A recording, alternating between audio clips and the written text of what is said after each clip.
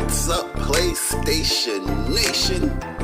You are now tuned in to the What's Up PlayStation podcast. What's up? What it is, what it do? What's up? What it is, PlayStation, what's up? J Bari and Persona got it live in the tub. Saturday mornings, y'all know what's up. What it is, what it do? What's up? What it is, PlayStation, what's up? J Bari and Persona got it locked in the tub. Saturday mornings, y'all know what's up. They don't need no introduction. You already know what you getting, and that is facts with a discussion. The greatest to bless the mic without the needless interruption. Face it, we got an anatomy like a little bite of me for a concussion. You know what's up, man. I mean it when I seen it. I was proud of these brothers. They entertain the people every week without cussing, and you don't ever hear the drama. They keep it clean on the podcast. Independent duo doing it big when they broadcast. Haters hate to see them doing positive things. PlayStation Nation got you, ain't it obvious, man? We pulling up every week and showing love in the chat. Unlike these other channels, these guys are showing it back. Like, what's up? What it is, what it do? What's up? What it is, PlayStation, what's up? J Bari and Persona got it live in the tub. Saturday mornings, y'all know what's up. What it is, what it do? What's up? What it is, PlayStation, what's up? J Bari and Persona got it locked in the tub. Saturday mornings, y'all know what's up. They don't need no introduction. Persona, the gaming politician, politicking for the come up. Division and vision require precision, decision that gotta be thought of. The potential is exponential. Gamer credentials is what they brought us. Get caught up. You know, Bari bring the passion when he's speaking from the heart. He the best lisp on YouTube, climbing up the charts. And when Persona speaks, he gon' tear the mic apart. Intellectually, of course, cause you know the boy's smart. They cover the news with integrity, so you know it's a must watch. Ain't no console war, just two brothers being a font. What's up, PlayStation got the Saturdays locked. And if you ain't tuning in, you missing out. Get blocked. What's up? What it is, what it do? What's up? What it is, PlayStation, what's up? J Bari and Persona got it live in the tub. Saturday mornings, y'all know what's up. What it is, what it do? What's up? What it is, PlayStation, what's up? J Bari and Persona got it locked in the tub. Saturday mornings, y'all know what's up. Yo, listen, man. I really do appreciate everyone that always comes through to rock out with me and Bari, man, on What's Up PlayStation podcast. A podcast by fans for the fans, or by the community for the community, I should say. Listen, man. For me, man, I'm gaming with Persona. If you enjoyed listening, definitely subscribe to this YouTube channel. I'm a PlayStation fan too.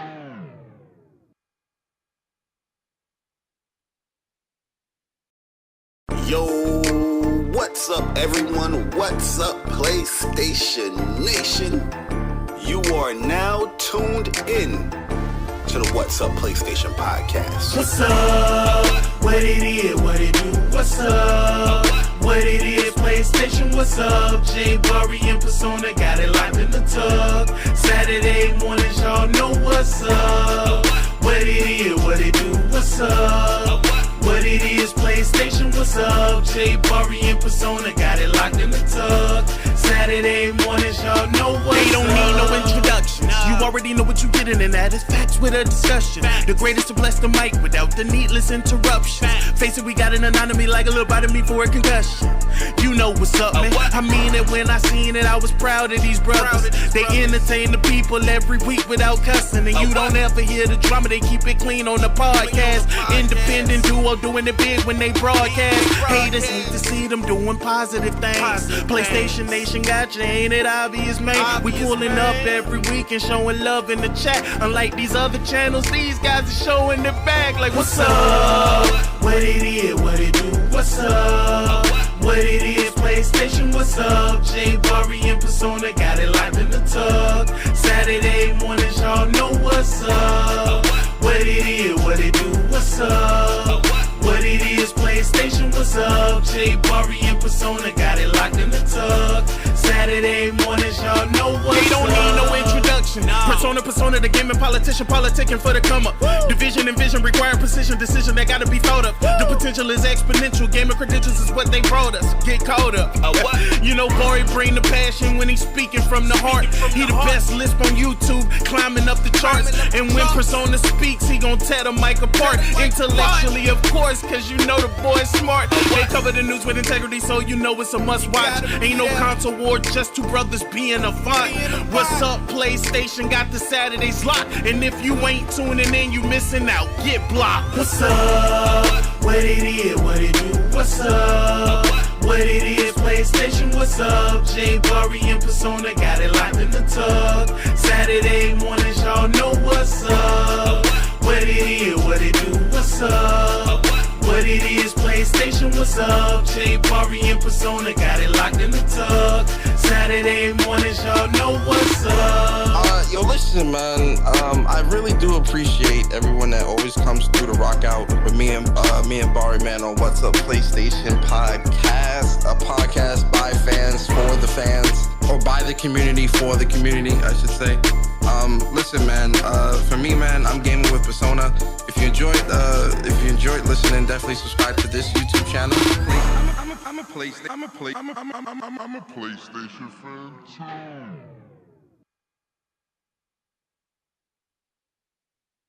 Yo, what's up, everyone? What's up, PlayStation Nation? You are now tuned in to the What's Up PlayStation podcast. What's up? What it is, what it do? What's up? What it is, PlayStation, what's up? Bari and Persona got it locked in the tug. Saturday mornings, y'all know what's up. What it is, what it do? What's up? What it is, PlayStation, what's up?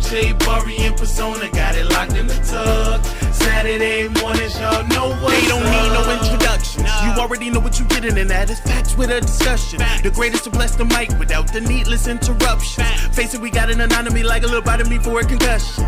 You know what's up, man. I mean it when I seen it. I was proud of these brothers. They entertain the people every week without cussing. And you don't ever hear the drama. They keep it clean on the podcast. Independent duo doing it big when they broadcast. Haters hate to see them doing positive things. PlayStation Nation got you, ain't it obvious, man? We pulling up every week and showing love in the chat. Unlike these other channels, these guys are showing their back. Like, what's up? What it is, what it do? What's up? What it is, PlayStation, what's up? Bari and Persona got it locked in the tug. Saturday mornings, y'all know what's up. What it is, what it do? What's up? What it is, PlayStation, what's up? Bari and Persona got it locked in the tug. Saturday mornings, y'all know what's up. They don't need no introduction. Persona, the gaming politician, politicking for the come up. Division and vision require precision, decision that gotta be thought of. The potential is exponential, gaming credentials is what they brought us. Get caught up. You know, Bari bring the passion when he's speaking from the heart. He the best lisp on YouTube, climbing up the charts. And when Persona speaks, he gon' tear the mic apart. Intellectually, of course, cause you know the boy's smart. They cover the news with integrity, so you know it's a must watch. Ain't no console war, just two brothers being a font. What's up, PlayStation got the Saturdays locked. And if you ain't tuning in, you missing out. Get blocked. What's up? What it is, what it do? What's up? What it is, PlayStation, what's up? Bari and Persona got it locked in the tug. Saturday mornings, y'all know what's up. What it is, what it do? What's up? What it is, PlayStation, what's up? Bari and Persona got it locked in the tug. Saturday mornings, y'all know what's up. Yo, listen, man. I really do appreciate everyone that always comes through to rock out with me and Bari, man, on What's Up PlayStation podcast, a podcast by fans for the fans, or by the community for the community, I should say. Listen, man. For me, man, I'm gaming with Persona. If you enjoyed listening, definitely subscribe to this YouTube channel. I'm a PlayStation fan too.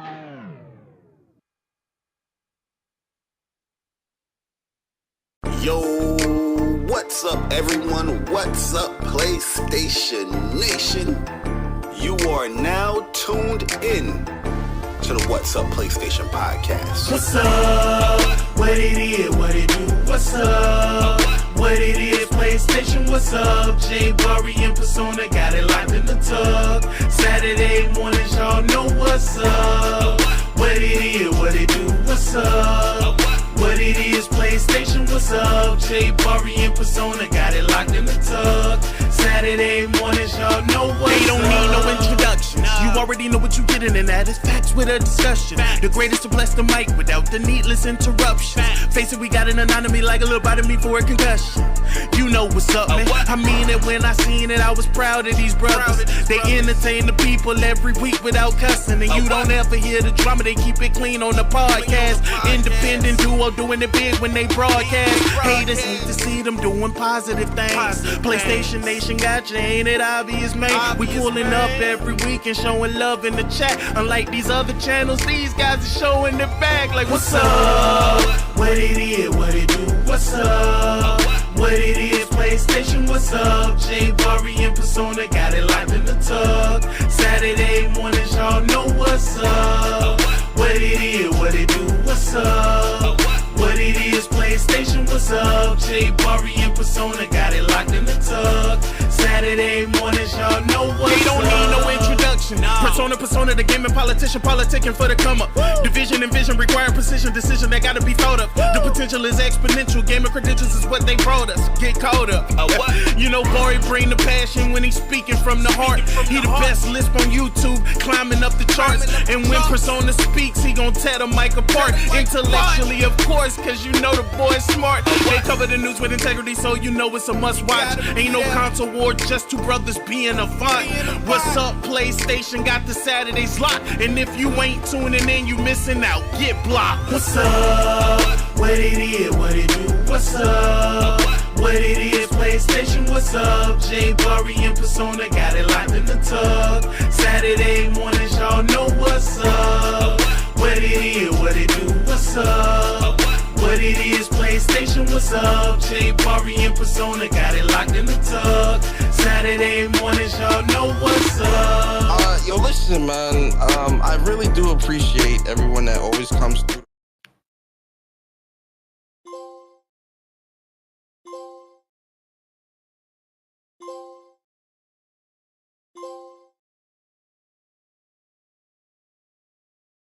One more for good measures. But yo, what is good, YouTube? What's up, PlayStation Nation? Welcome to another episode of the What's Up PlayStation podcast, episode 186 to be exact. We are very, very close to the notorious episode 200.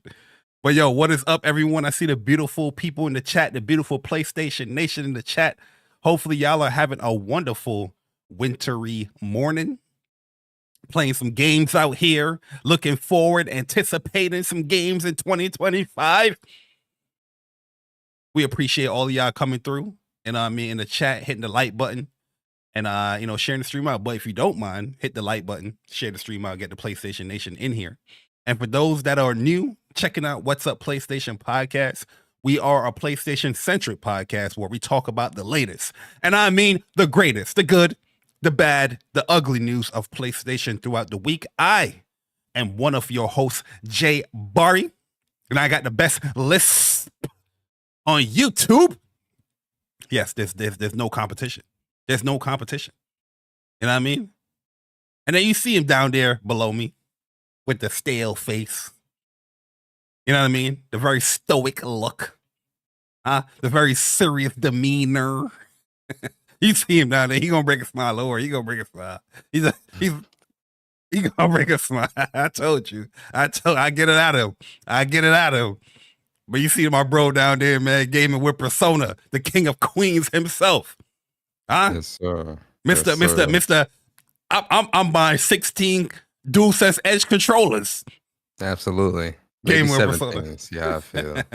Yo, Persona, what's good, bro? Yeah, man. Yo, what's good, people, man? Your boy Persona. Game with Persona, one half of the What's Up PlayStation podcast crew. Happy to be here, man. Shout out to the WUPS community. Shout out to the WUPS Nation members. Shout out to the people finding our channel for the first time.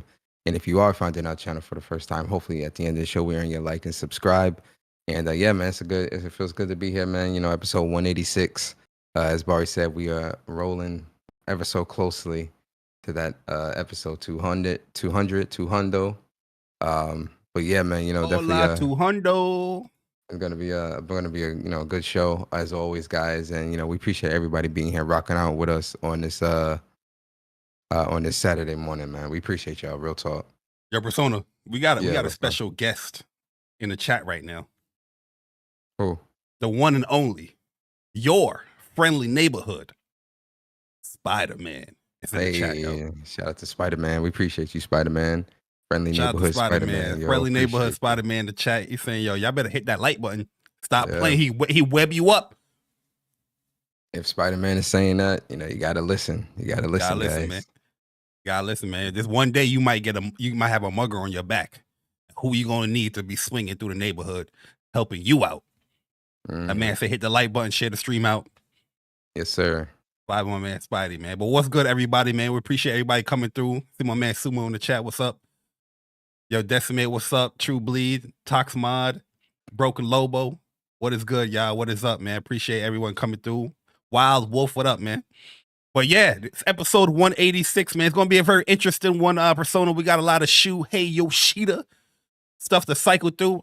And just to be fair, when it comes to the Shuhei Yoshida stuff, we personally haven't listened to the Colin Moriarty interview. We have the Venture Beat or the Games Beat interview that we're going to go through certain things. You know, majority of the stuff I already spoke about in you know, the Jay Bari show, but I definitely want to hear Persona's thoughts and a lot of the things that we're going to go through.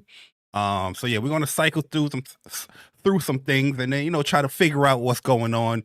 But eventually when we do watch the full interview on Colin Moriarty's channel, The Last Stand Media, then we'll, you know, go through and talk about that interview in its whole totality. But yeah, the news this week has been kind of slow. You know, certain things popped up as of late. You know, we're going to go and talk about the Circana numbers and things like that.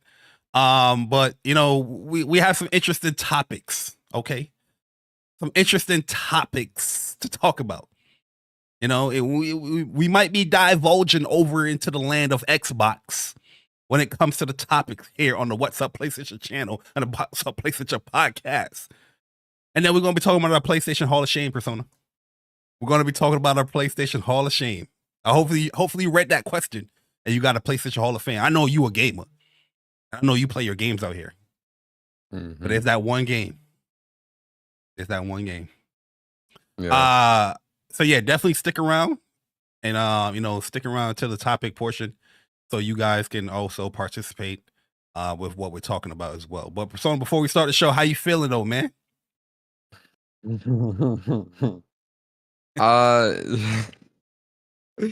Yeah, this week has been a pretty busy week. Yeah, Bari, don't look at me, bro.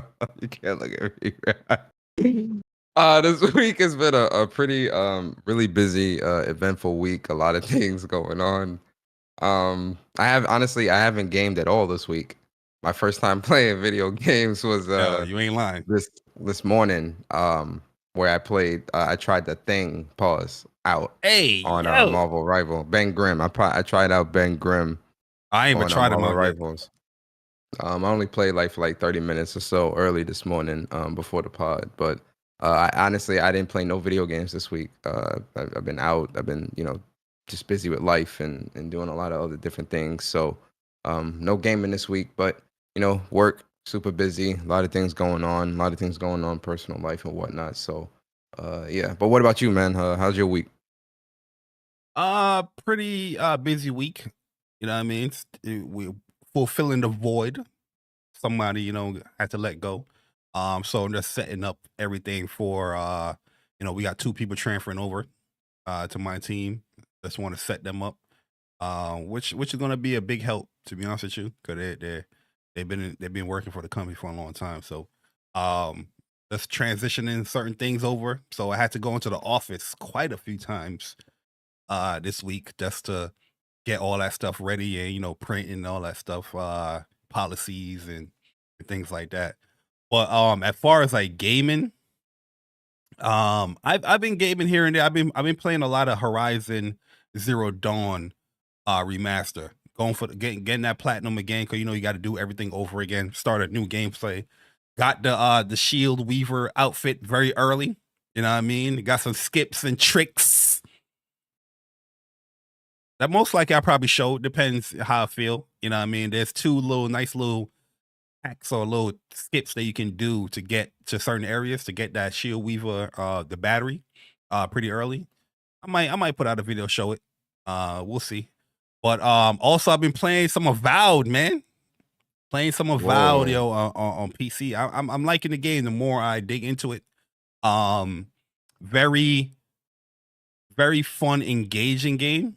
You know what I mean? Like, I do like the ambiance. I like the color palette of the game. Certain things I like the combat, but it could be better, but it's still early. So I'm not going to judge the combat fully until like I get like a full big scope of the game. But I'm pretty still early, like only like 6 hours in. I've been playing slow burn it here and there. You know what I mean? It looks like one of those games I'll probably just slow burn, you know what I mean, throughout the year as I just, pop on the PC and play. But Are you yeah. able to play it in third person, or is it strictly first person? Oh, I haven't even tried to play it in third person yet. I did see people on the internet, they have it in third person, but you know what I mean? Like, I'll play a game how it's proposed to me. So I've been mostly seeing it first person. So I'm just like, I just play it in first person. And then last night, well, before I went out last night, I tried not the King of Fighters,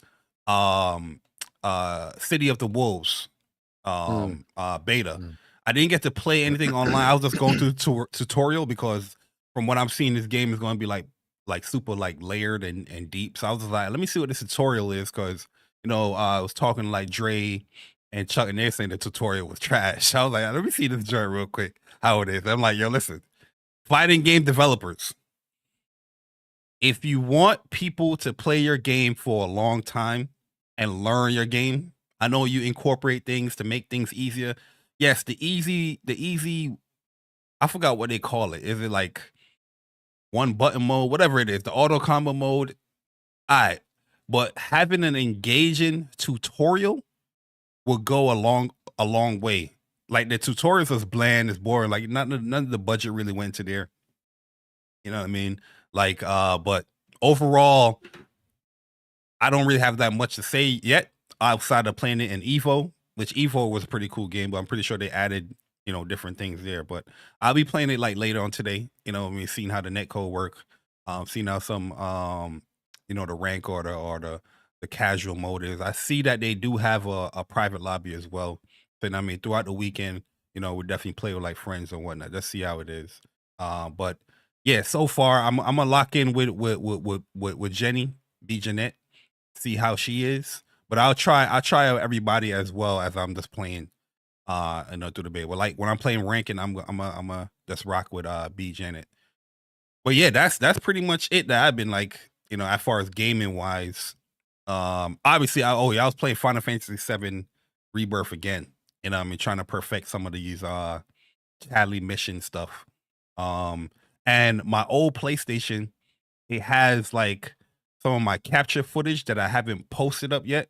I definitely got to hook up my old PlayStation, because I think it was my man Wavy. He was asking me how to do like a certain mission, and I know I have that mission on my old PlayStation. So look for some more Final Fantasy VII Rebirth stuff, because I know it's out on PC. It's doing really good on PC. So anybody that need any help with that game, because it can't get up there difficulty wise, I got you. But yeah, that's pretty much it, man. Persona, we are here Saturday morning. Y'all chilling with the WUPS. We see the Ice Queen Gaming, the Queen of Ice, Andrew Wilkins. What up? Appreciate y'all coming through, man.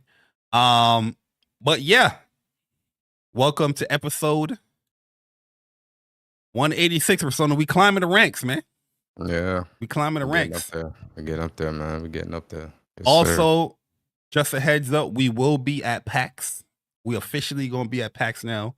So if anybody gonna be at PAX East, I mean, hopefully we can meet up or see you at the event. You know what I mean? And definitely say what's up or whatnot. We're gonna be walking around like some New Yorkers. We're gonna have that, we're gonna have that New York bop to us. You know what I mean? So Absolutely. where you pull up like, what up, Gotti? It's good. It's good. He got. It's good. You know, I'm a gad. But yeah. But yeah, let's start the show off, man. Games of the week. Shout out to Push Square. Still ain't updating it. No update, but like I said, we'll work harder with the games for the week. Cause I know PlayStation, there's some they have a new games list out. Oh yeah, the Yakuza game came out. Yakuza, I know that came Pirate, Hawaii Pirate or whatever came out this week, and so I think something else. Trails came out last week. Daybreak 2 came out last. I think Sid Meier's came Civilization. out this Civilization 7 came out this week as well. Or that might have been last week, but yeah, we'll do better with that because I did see in the PlayStation Store that they did add a section. Yeah, I mean they always had it, but it could be. Well, now it's more prominent. It's more like more convoluted. Now they show you, yeah. So we'll see what's up. Yeah, they want to know if you still triple dipping. Well, we got to find out because we're about to get into the spotlight games for the week. And Persona, let the people know what the spotlight games for the week is. And this week, are you going to break the rules? And is there any games that you, Persona, will be triple dipping with? Yeah, guys. So we are in the spotlight portion of the show. And for those that are new here, the spotlight is where me and Bari give you a game or games that you guys can check out.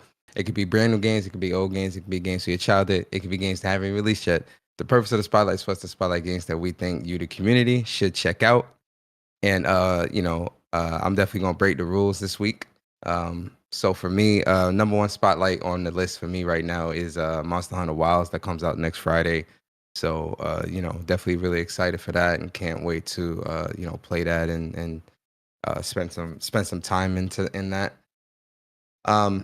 The second game is Assassin's Creed Shadows that comes out next month. Really excited for that. I'm a big time Assassin's Creed fan. I have been since the very, very beginning with Altair. So Shadows is just another game. And I always buy the Assassin's Creed games. Like I'm a sucker for Assassin's Creed. There's certain franchises that I support, man, and I love playing through them. So AC Shadows, really excited for that. Another game that's really high on my most anticipated list that I really want people to support and play is the first Berserker Kazan.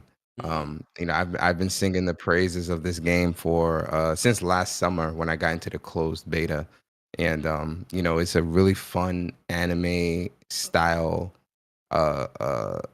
hardcore action RPG with a little bit of Souls elements. I don't want to call it a Soulsborne entirely because it really isn't. Yeah, it's got a stamina bar, sure, but it's more, I would say it's more so comparable to Sekiro than anything else when it comes to the gameplay.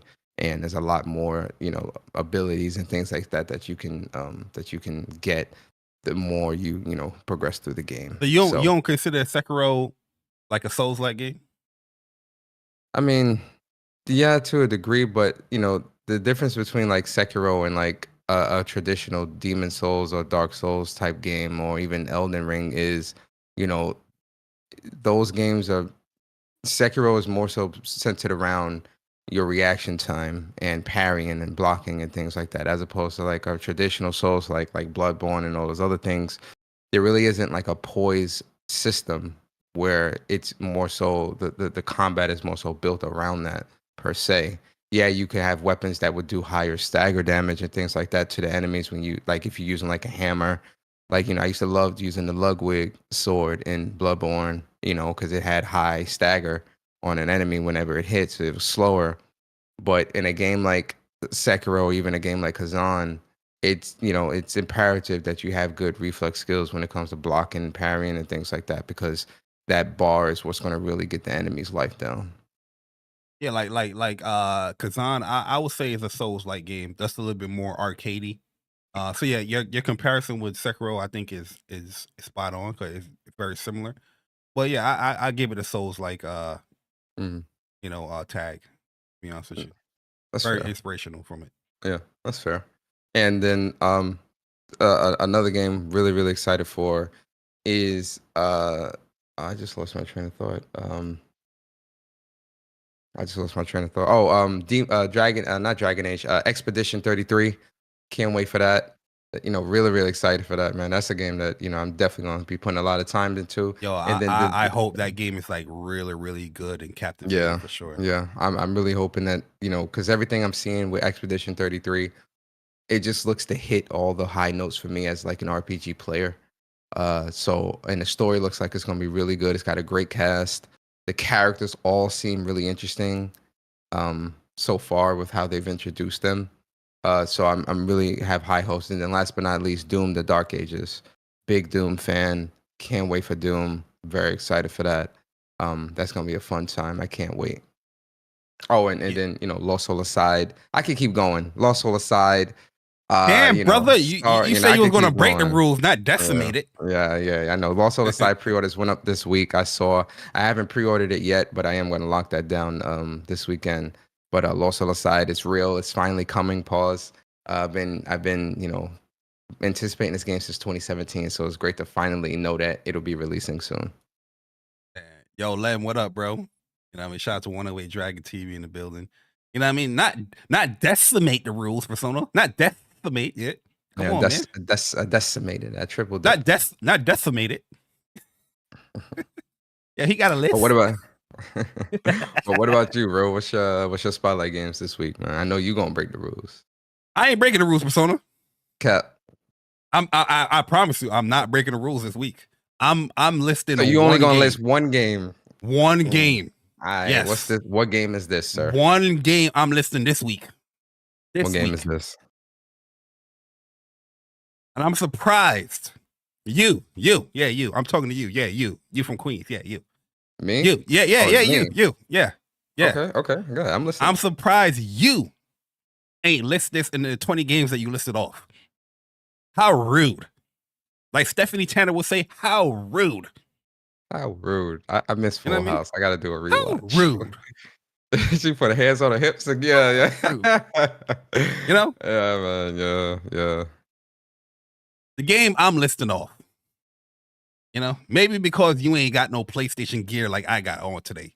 Maybe you're not a big enough. I got on a Ninja Turtles shirt. I'm rocking the Turtles. Oh, I like that. I'm rocking Turtles today. Yeah, I'm rocking the Turtles. Maybe you're not a big fanboy like I am. Why you ain't list this game off? Yeah, hey, listen, Doom: The Dark Ages. I ain't gonna lie.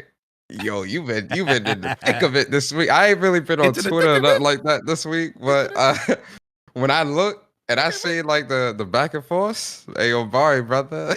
I had time. You had time. Yo, when you getting ready. Had time this week. Yeah. You getting ready, you getting dressed, you know what I mean? I'm an early bird, so if somebody say, yo, be here at a certain time, you know what I mean? I'm getting ready early. I'm trying to get that. Yeah. Yeah. So I'm over here just waiting. And everybody's just like, damn, it's kind of late, but it is what it is. So I'm just seeing these comments and I'm just like, yo, these dudes are clueless. But you anyway, had time this week, boy. But go ahead, give me a spotlight. Yeah, on that Bronx shit, you know what I mean? Yeah, but spotlight game, Persona. Into the thick of it. Days Gone remastered. Yeah, what? Hey, yo, you really spotlight that? Hey, yo, go ahead, brother. I ain't even mad at it. Days Gone is a great game, by the way. If you guys haven't played that game, definitely pick that game up and play that for sure. I'm so NY. Like the boys that made PlayStation. Yes, sir. You already know. Yo, yes, sir. We got to televise the greatest nation. Yes, sir. They don't want that, Bari, but yeah, man. Days Gone remastered. I can't wait to play it. Like I said, hopefully they fix some of the cinematic shit. That's only my biggest thing. Let me ask you a question. Is the reason that you can't wait to play it because you're a PlayStation fanboy? Absolutely. Absolutely. Understood. It's not about liking a game that you played and put hundreds of hours in. It's not about that. It's about me liking the brand over the game. And that's why I'm spotlighting it. Mm. You know what I'm saying? Is it Sounds starting to flow? Starting to compute. Starting to understand. Yeah, you know what I mean? So that's Mhm. what it's about. It's about the Mhm. brand and upholding the brand, not about playing the game. You know what I'm saying? I get exactly what you're saying. Who cares if you put 160 some hours in Days Gone and that you platinum Got the game? platinum. Mm-hmm. Yeah, who cares about that? It's about buying the game so the brand could look good, not about your enjoyment, but the brand enjoyment. You think I That wear this sounds interesting. PlayStation hoodie because it looked good? Mm. Huh? Mm-hmm. You think I'm wearing this PlayStation hat with a Japanese PlayStation because I like it? No. Mm. It's about me putting on the product of PlayStation so I could televise it to y'all. To y'all. You get what I'm saying? Do you understand? Mm-hmm. Mm-hmm. I do. 100%. It computes. Now you're flowing. Just call No, What's Up no. PlayStation, not What's Down. Okay, it's What's Up. You get what I'm saying? It's What's Up, not What's Down. What's down, PlayStation? What's down, PlayStation? Yo, Chuck, what up, bro? What's good? Shout out to my bro, Up Chuck Gaming. You know what I mean? A Plus on Block podcast every Sunday, 11:30 a.m. Eastern time. What's down, PlayStation? Like, yo, that's Yeah, What's so Down, wild, PlayStation? name. What's down, You know what I mean? PlayStation? It's funny as hell. Go ahead, yeah. If we named it What's Down PlayStation, maybe we're not a fanboy podcast. You get what I'm saying? Mhm. But we're not. But We are a typically, I think, you know, we're almost at 200 episodes, Bari. I think within our, what are we at, 186? 186 episodes. We've been very critical of PlayStation since the start of our podcast journey here on What's Up PlayStation YouTube channel. We've been very critical since the beginning, actually. Since the very first episode, we've been very, very critical. Don't you dare lie at me like that. Don't you lie on you. We don't use the C word here. Okay? We don't use the C word here. Critical, criticize, critique. We don't use them. CCC. We don't use them here. We praise. We uplift. Promote. We promote. You should have did 3 P's. Oh, Praise, 3 Ps. promote. Damn, I'm trying to think of another P. Praise, promote, Pursue. prop up, prop. Yo, Praise, big shout out to PPP. big shout out to my man One Away Dragons. With a $2 donation, said you are a PlayStation model light skin ninja. Absolutely. Hey, yo, PlayStation, listen, get me on the gear store. Okay? Get me on the gear store right now. I need somebody in my DMs by the end of this podcast letting me know they want me to model PlayStation gear. And if I take the job, I want 50% off on everything. Okay? On everything. Then I want to subscribe to the gear store as far as what I will wear on a podcast. I don't own it, but I'm subscribed to it. So I'm renting the gear, and if I'm done with it, I give it back. They gotta put a WUPS. They gotta put a WUPS hoodie on the gear store, though. Absolutely, So absolutely, absolutely. WUPS Make sure make JBari _ I need you in my DMs, PlayStation. I'm not playing with y'all. Y'all have until the end of this podcast. That's the deal. Absolutely. If I don't get a response, I'll see you at 187. But your Persona. Let's move it along, man, because we got a few things we want to talk about here, man. Before we get into the news, you know, it was quite a nice midnight black weekend or week. You know what I mean? All black everything. You know? And we have a lot of all black midnight products. But it's something about that DualSense Persona. Did I say it right? That DualSense Persona. Put a little extra lisp on that. Put a little extra. Yeah, sometimes that's why I put this guard here, called all that spit. You don't want to. I think it's raining in New York. I think it's raining in Queens whenever you talk. You know, it start raining. You know those little spot showers in the summer? It'll rain for like 5 minutes and stop. Yeah, that's Bari when he saw. You know what I mean? But yo, Yeah.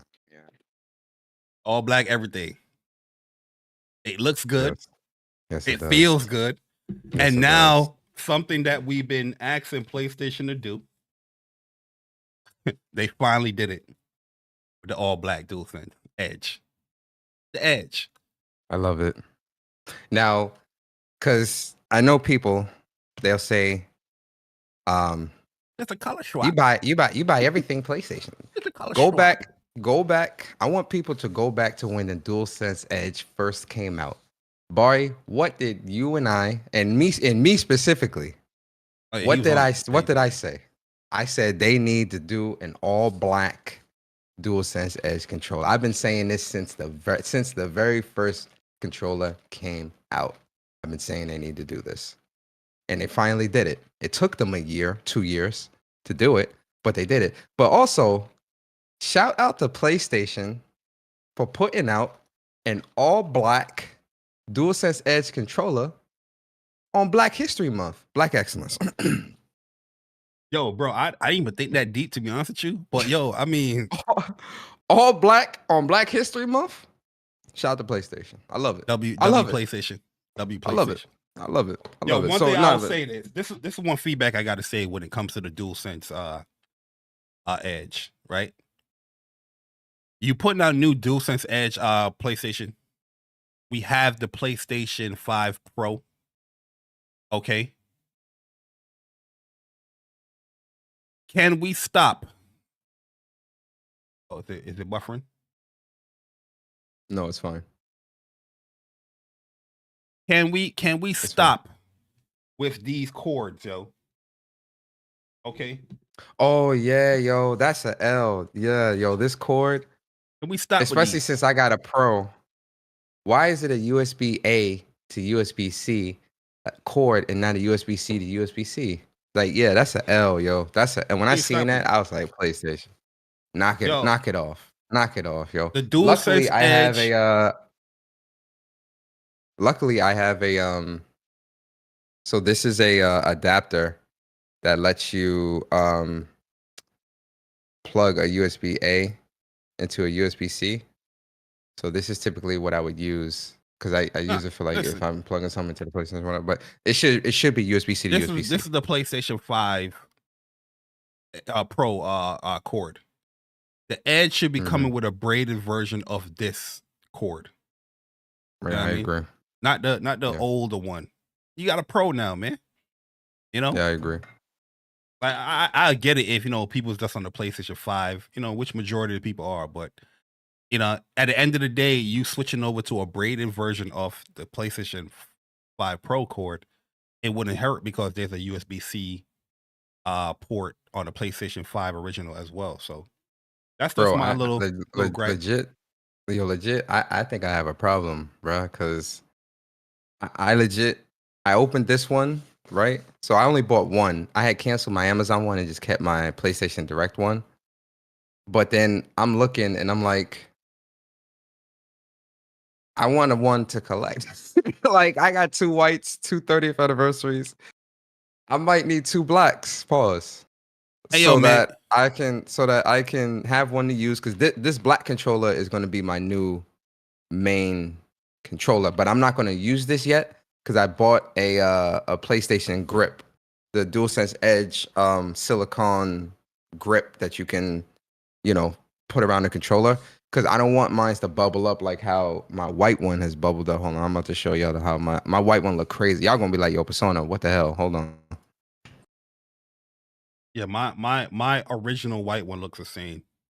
Look at Chuck meme. But yeah, this is not all my DualSense Edges. This is just the 4 of them that I use. I do have an extra 30th anniversary. And this white one right here is my original one. As you can see, it's bubbling up as well. It got some yellow tinge right here and all that. Yo, when I show this, yo, hey yo, listen.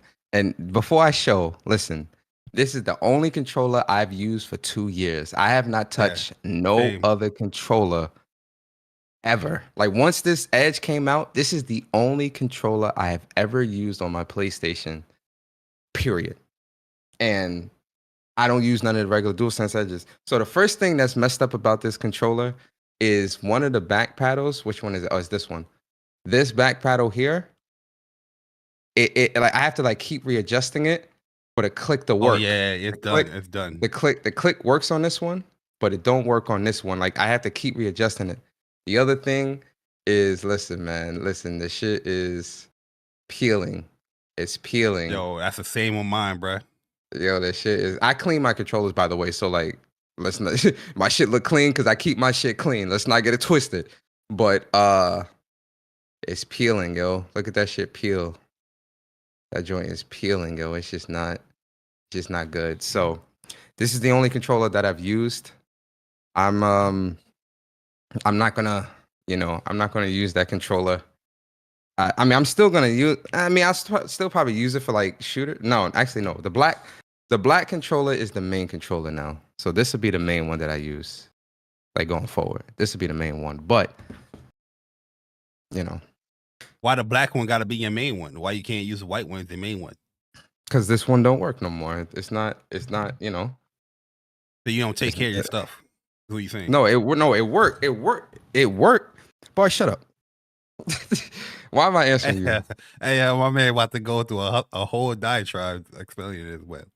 But nah, man. But I'm getting a grip. I'm not gonna use like before I use this. I'm getting the grip. The grip will be here Monday, so that's when I'll use this one. So I'm still using the white one. Like I bought a grip for my for the white one, and I like it. That's the one I'm gonna use for like multiplayer. The black one I'm gonna use for like it's gonna be my main one. And the PlayStation like 30th anniversary one, that's more like old school games. I'm very weird like that. I've always been weird like that when it comes to my controllers, where I have different colors for certain genres and whatnot. And that's why I think my controllers last long, because I'm always switching them up and all that. But yeah. Well, I haven't opened the 30th anniversary yet, like because I have 2 30th anniversaries, but the 30th anniversary that I do use, I'm gonna put a grip on that as well, like a gray one. And that'd be like exclusive. Like I get what you mean with like certain controllers for certain things. Yeah, that's the black one's gonna be for everything though. Like everything else. I have an RPG controller where I use that only for RPGs. Before I got the Edge when it came out. Yeah. That's how it be. But shout out to my man Wolfgang Mishima. He definitely said, where's the black plates? Yeah, that is another thing that they need to get together. Plates. For the pro. Yep. You know what I mean? But we'll see. I did see people like customizing their pros where they have like the old school, slim plates with the pro ones on the top. You know what I mean? Which some of them do look good, but I would like the official pro plates to come out. You know what I mean? Persona, we buying too much accessories. Where's the games, man? Yeah. You know what I mean? You're right. Where's they the got games? No goddamn games. Yeah, the games. Where are they? We're buying too many accessories. I think real talk. I think I'm gonna get a second one. I think I'm gonna get a second black one, just to collect, man. Just to keep it in the family, like. So you just gonna put it in your closet? You're gonna put it in the background? Absolutely. No, like when I build up my my game room and everything, I'm gonna have those displays. Absolutely. Yeah. Bro, I already got like 15. Just looking at it like, damn, look, I spent $200 on a controller I'm not using. I know, right? And then some idiot on social media, why would you spend that money on that? Why would you buy a second controller that you're not going to use? Yo, you can't irresponsible. You can't share excitement on social media, man. Especially for like a brand or company people don't like. Can't do that at all. But let's get into the news. Let's get into the news, man, because we got some quick stuff to talk about. Well, not quick, but some stuff that popped up here. So PlayStation, they have a beta out currently right now. And a lot of people got into the beta. This beta is a very small update. And the features of this beta is activities. Activity details are now displayed on cards. Potential spoiler will be hidden. Unicode 16.0 emojis are now supported. You can use them in your messages. So I guess like that's more like a phone thing, Addition. translating Mhm. to it. And then they have some late teens or older communication user generated content to like restrict as like parental restriction or whatnot on here. So another layer of parental controls for this update. Very small, minor update in my opinion, but I'm kind of confused here, Persona.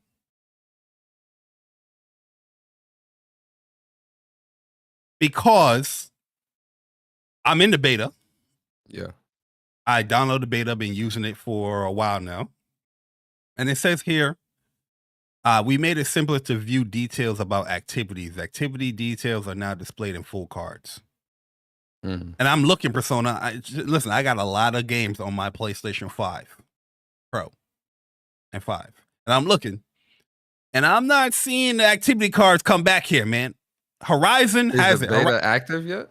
Is the Yeah, it's beta active. Yeah, it's in. Yeah, I'm in. I didn't get in. That sucks. Keep going. Yeah, I can give you the code. I think it works for 5 more people. Oh, all right, cool. But yeah. So Horizon Zero Dawn remastered. It has the cards like it was originally have it, where let's say you're doing the hunting ground stuff. It has the side mission. I took a picture, but I didn't upload it here. Maybe I should upload it. 1 second. Let me upload it real quick. Well, other activity games, details are no fully displayed on card. other games, I don't see it. And I'm Maybe looking. I'm maybe looking mainly it's at the something- PlayStation games. I was gonna say maybe it's something that's still like rolling out. I don't know, bro. Maybe it's something that's rolling out, like still like being rolled out to where like I don't know. All right, Do so they here we work go. it? Do they work at least? Yeah, it works. So Okay. here's how Horizon Zero Dawn look after this beta update. This is how the PlayStation 5, how it launched. You know what I mean? This is not other games that have more activity cards, but here, if I want to go to the hunting grounds, I can easily just go to the hunting grounds by going to the activity and pressing it. Boom. You know what I mean? Here's a side quest that I have, the Hunter's Blind that I have open here. It doesn't have the other side quests like how the original PlayStation 5 would, but it's there. You know what I mean? If I want to go to that side quest right away, boom, it will load me right into it. And I did it. I tested it. But this is the only game that I've seen so far that has the actual cards. So I'm very confused when it comes to this this beta. You know what I mean? I'm gonna give it until today before I make a video about it. Just Until giving my then. feedback. Okay. But yeah, man. Until today. All right. Until today, until the end of the today. Because you know what I mean, right after this podcast, you know what I'm doing. It's anime. No. This is anime. But yeah, I'm very confused with what they mean by this. There's no video, there's no blog about this this beta update. And I will love the cards to come back because like I said, it's a feature that I used, that I loved. And I just don't understand why it's gone. Yeah. You know what I mean? But you ain't getting to the beta. I was gonna ask you for your feedback on it, but we'll No, I didn't get into it, so I can't really speak to it. But it's cool that they are adding the activity cards back. I know that was a feature that you were very passionate about when it was removed originally. So we'll see what's up, and hopefully they'll fix it where it's more across consistent across the board. Yep. So let's move it along, Persona, because we're about to talk about our favorite topic in gaming. I hope you ain't saying it starts with an S and ends with an S. It starts with an S and it ends with an S. Oh boy. Yes. Sales. You talking about Skittles? Oh. Taste the rainbow. Taste the rainbow. Matt Piscatella, he is back with the Circana numbers. And the PlayStation 5, the Domination 5. Once again, is the best-selling hardware platform on both of the month across both units So PlayStation 5 won the month of January. Are you surprised, Persona? No, not at all. No surprise whatsoever. No surprise whatsoever. But I know what you're going to be surprised by. What's that? Let me scroll on up here to Mr. Piscatella. Okay, so here are this is the engagement tracker. So these are the top 10 games as far as the most games being played on the PlayStation. The typical Fortnite, Call of Duty, Grand Theft Auto 5 Remastered. People gearing up for 6. Marvel Rivals, Roblox, NBA 2K, Suicide Squad. Well, wasn't it free in January or in December? It came in on Plus. But yo, I'm shocked because this came from number 78 to number 7. That's crazy. I put out a tweet. I said, yo, watch people play this game now because now it's in Plus. Now it's free. Yep. All that this game is trash. Oh, I don't want it. The woke. A lot of people playing it now. I was shocked when I was reading this. I was like, Suicide Squad. That is very surprising, honestly. But you know, people they'll play free shit, but they won't stick with it. Oh no, they won't stick with it. Pause. But then you have the EA Sports, the college joint, Madden, and Minecraft. As we scroll on up here, these are the top. That's Xbox. This is the top selling on PlayStation platforms. This is both physical and digital. So you got Call of Duty, Madden, EA Sports College, Astrobot, Minecraft, Spider-Man, Marvel Spider-Man 2. This is funny because I don't know if they're but this is PlayStation. No, this is on PlayStation platform, so it's counting PlayStation, not PC. No, this is PlayStation. Yeah, because what's funny is that Spider-Man came out on PC in November, and we're seeing that it's increasing in sales on PlayStation in January. I said November. January. Yeah, you said November and January. Yeah. And Dragon Ball Sparking Zero, Helldivers, and Hogwarts Legacy. You know what I mean? So yeah, Astrobot is still selling. You know what I mean? I know a lot of people be like, "Oh, PlayStation is not selling it flop," but it's up there, top 5. I think Marvel Spider-Man 2 and all that as well is playing into the PlayStation 5 Pro. You know, a lot of people buying a Pro, probably picking up, or you know, just getting a Pro for the first time, picking up Spider-Man 2 and whatnot. But I think it's good to see Astrobot, Spider-Man, Helldivers 2. It's good to see those PlayStation game first party titles make it into the top 10. Shout out to the PlayStation community, you know, out here buying games, supporting games. It's good to see. Yeah, there's definitely, because Astrobot is remaining its 5th place from last month to January. Spider-Man went down a bit because Minecraft increased up. Dragon Ball went down. Helldivers went up from 16 to now 9. So yeah, Call of Duty, Call of Duty is going to sell throughout. We're going to talk about some COD later as well because they got a cool update. That your boy might be back. Just cause of that update. So we'll see. You see why I'm wearing the shirt? That's why I'm wearing the shirt today. Oh, late. Oh, see, yeah. Okay, you was on it. Yeah. So this is January 2025 top 20 best-selling games for the entire month. So this is all across all platforms here. I know Bari's gonna be happy with that number 3. You got Call of Duty. You got Madden. Look at him, he's smiling. He's smiling. Yes, sir. Look at him, he's sir. smiling. You can see it behind. I can see the smile in his eyes, boys. Look at him smiling. That voice, chat. Audience, that boy is smiling. He geeked right now, boy. Look at him smiling. Yes, sir. PC gamers, come on, pull up a chair. Oh, man. That boy PC gamers, smiling, man. I'm going to give y'all a trophy, PC gamers. You know what I mean? Y'all finally buying great games. For this game to come on PC and it not chart in the top 3, top 5, I'd have been on y'all neck. The game of the generation. 2025 game of the year. 2024 Game of the Year as well.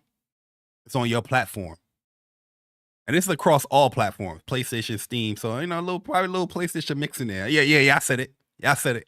But yo, big shout out to the Steam people supporting Rebirth.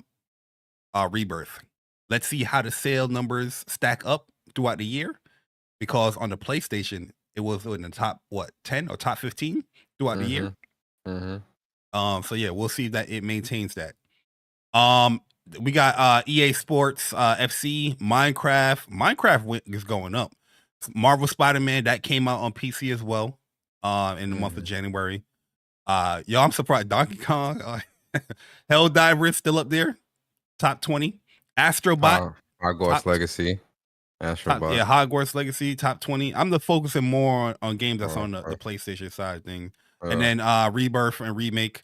This should be up to be. I mean, this is a big increase. It's up from 265 to 16. That's huge. Yo, man. Because this is really truly this is the best pack that you can get for anybody that I'm probably people already had Remake. That's why they this is just 16.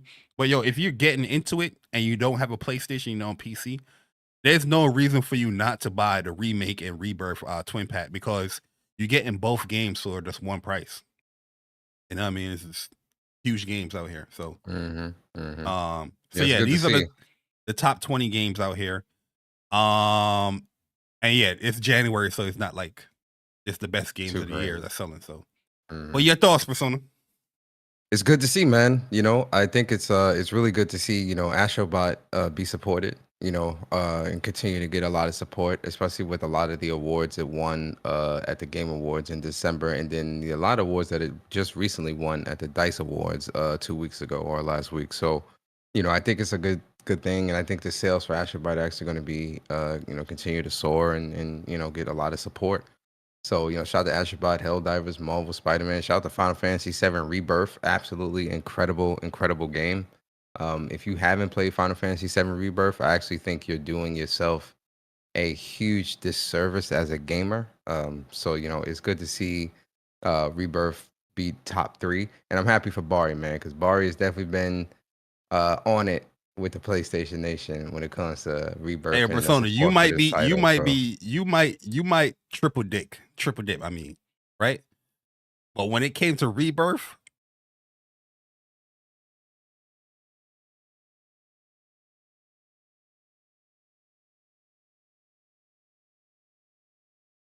I don't even know the words, so I ain't gonna say it. But I bought that game like 6 times. Well, no, personally, I bought it 4 times. So that's quadruple, right? I quadruple dipped. Bought a game for, outside of that as well, but that's not for me, my personal usage. Okay. But yeah, I love this game. I'm just happy that people are playing it, buying it. I do have the Steam version as well. You know what I mean? So I definitely go back and play through it as well. But yeah, shout out to Matt. I might pick it up on Steam too and play through it on PC. Absolutely. Absolutely. Yeah. As you should. Great game. Mm-hmm. It's better on PlayStation 5 Pro, but yeah, 100%. Yeah, you know what I mean? He said, what did he say? Shut your ass up. You just got But yeah, that is the Sakana numbers. Not too surprising, but it's the first month of the year, and we'll definitely come back obviously every month, and we'll see how it goes throughout the year. All right, so let's talk about my man Shuhei Yoshida. Uncle Shu, our Persona. Yes, sir. So there's we're going to talk about the VentureBeat GamesBeat interview first. There are a lot of questions here, so shout out to VentureBeat, GamesBeat, whatever you want to call it. They did a wonderful job, interviewing Shuhei Yoshida. They said that this interview took place during DICE weekend, where they got the opportunity to talk. So Shuhei been on an interview, just patrol. He's out here interviewing. Kind of Funny did a great interview with him. Then we got GamesBeat, and then we have Colin Moriarty, Last Stand Media. Hey, Shu, you forgot to stop, man. You got to make a stop on over to WUPS and get an interview over here with the WUPS boys. You know. Yeah, yo, like really and truly, I would love to interview Shu, but I feel like a lot of the questions, because I seen Yeah, the he already answered transcript that. Mhm. with Colin's interview, and I'm like, yeah, Yeah. Colin understands. He definitely, like, he's in the know as far as like what the gamers want to hear Yeah. from it. So I was just like, damn, a lot of the Yeah. stuff that, you know, we would've would definitely ask, Colin already did it. So that's why we're not going to go over everything here. As far as all the stuff that he, you know, was answering the questions for, until we actually watch the full entire video of you know, Colin's you know, interview with Shuhei. There's clips out there, but I ain't gonna play it. You know what I mean? Colin's a person that we respect, you know, a friend of the show as well.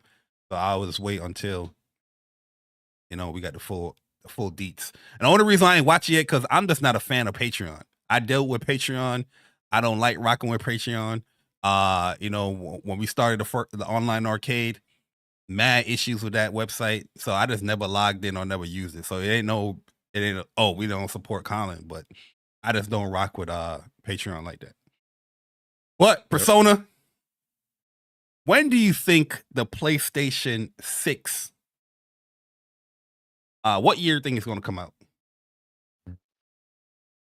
I would say probably the next 4 years or so. So probably 2029, 2030. So a question that GamesB asked Shuhei was, what do you think about how the structure of the business has changed? For a time, you had a console cycle about 5 years. Now it's changed. Shuhei answered, said, right, it's getting longer. The last console cycle was 7 years. If it's 7 years, we'll see a new one in 2027. I have no information about the next PlayStation, but it feels a bit too early for me to say. The PlayStation 5 generation slowed down because manufacturing issues. If the next PlayStation comes out in 2028, it feels right to me. We're not going to talk about the last one because we ain't focusing on that. But how do you feel about that statement that Shuhei's saying? Does it line up? Yeah, I mean, you know, because when you look at PlayStation, looking at the PS4 gen, and even, you know, fast forward to PS5, the mid-gen refresh is really meant to kind of extend the life of the console generation as a whole. So, you know, I do believe that Mark Cerny and team are definitely in the probably concept stage, design stage, testing stage of a PlayStation 6. I have no doubt that that's already probably even in prototype right now, where they're building that. But in terms of like when it would release, you very well could be looking at 10-year generations, especially now with the introduction of PSSR and AI upscaling, which helps make games look better, which allows you to be able to keep that console generation cycle longer because now games are able to look better. So 2028, I say between 2028 and really 2030 is when we could be very well seeing a PlayStation 6. I agree with the 2028. I don't think 2030 will see one. I think that's a little bit too long. That's going PlayStation 3 type cycle. You know what I mean? I do think, yeah, the mid-gen refresh or the console refresh does extend the generations. That's what the purpose is for, and obviously to play around with new technologies and whatnot. But as good as PSSR is, or how they implement it, or how it can continue to get better and better, you do need a better hardware as well.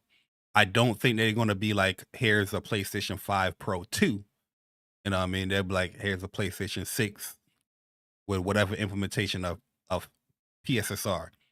And I feel like, yeah, 2028 does feel about right to me as well with that. So, yeah, that will put PlayStation 5 Pro in that mid-gen refresh time period.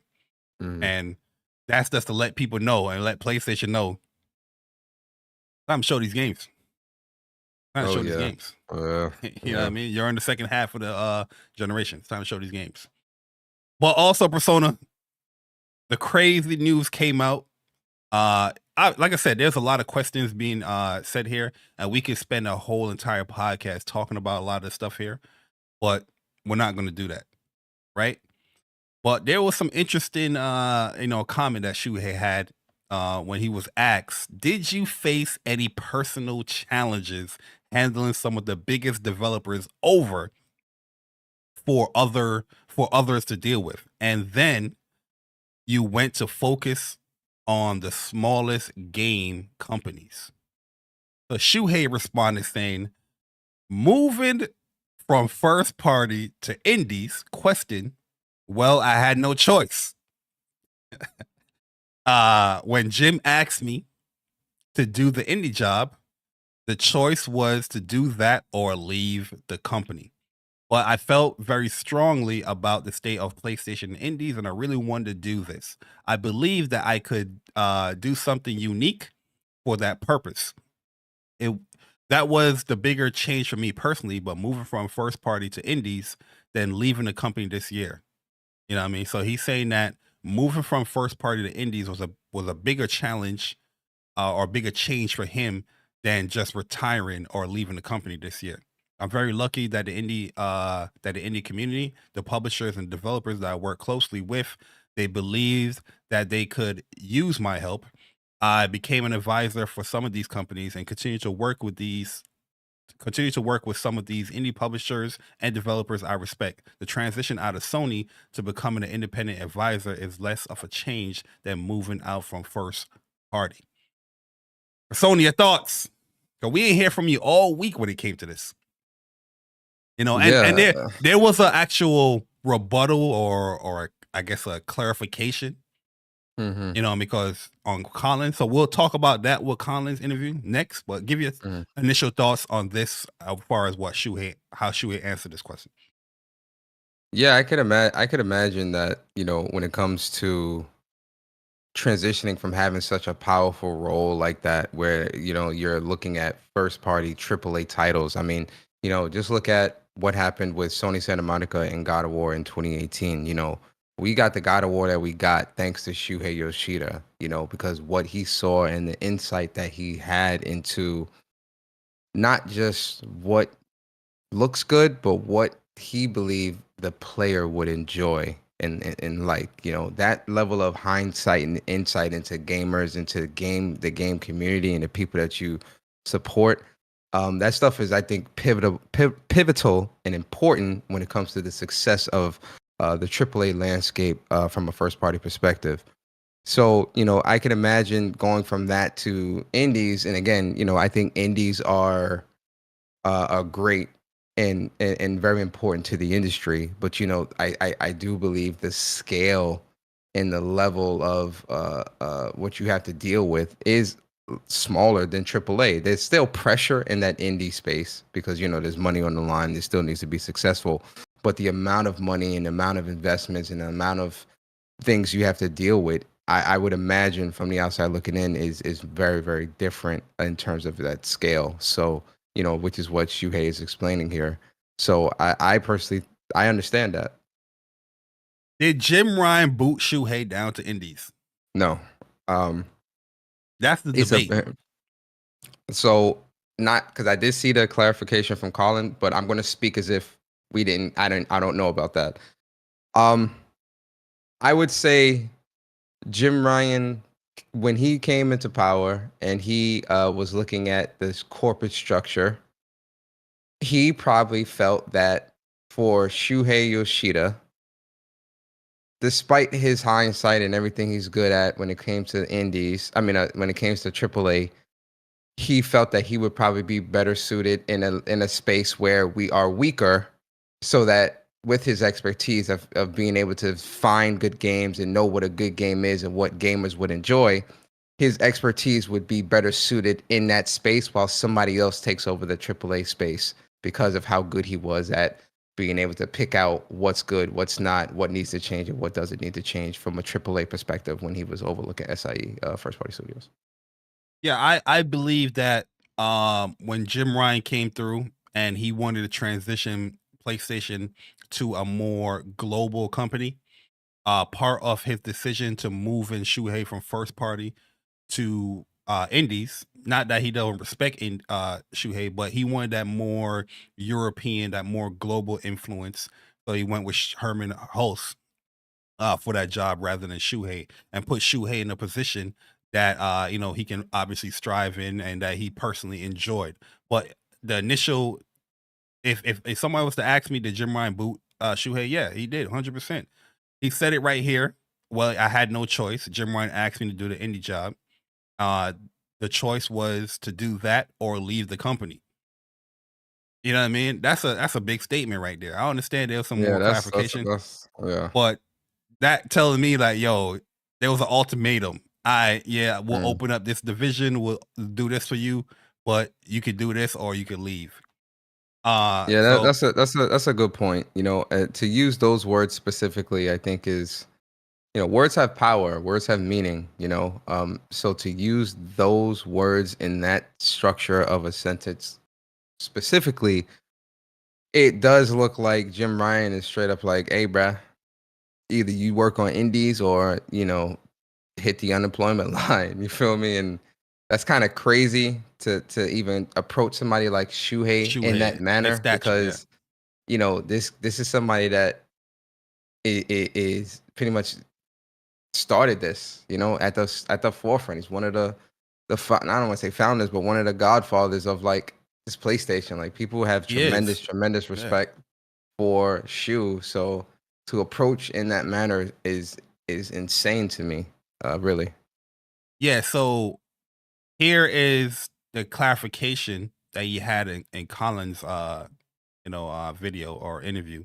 He's saying here also, when Jim suggested if we would do indie work, the position was created just for me, and I really wanted to do it. I thought it was a great idea because I was very concerned at the time, 5 years ago, when you remember PlayStation was criticized that the From Media and from indie community, that PlayStation doesn't care about indies, which I always was very shocked about that, because the PlayStation 4, it kind of like brought that resurgence as far as like, here's PlayStation and here's them promoting indie games.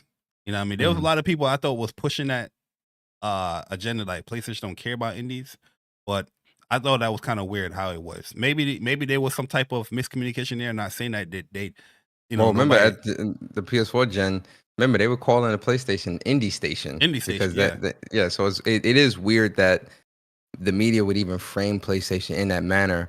I do think, because if I remember correctly from during the PS4 gen, I remember them saying I remember seeing certain articles or certain indie developers saying the process of getting their indies on PlayStation during the PS4 gen was a very tedious process and it was difficult to do.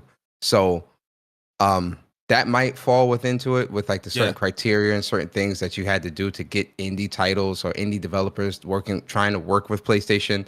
Because, I hate to bring up Xbox, but just for the sake of this conversation, Xbox had ID at Xbox and had certain programs that definitely were more, from what developers were saying, were easier to work with when it came to getting their games onto the Xbox platform, when it came to indies. So I think from a PlayStation perspective, having Shuhei oversee an actual indie division that's dedicated to partnering with indie developers, indie publishers, and things like that.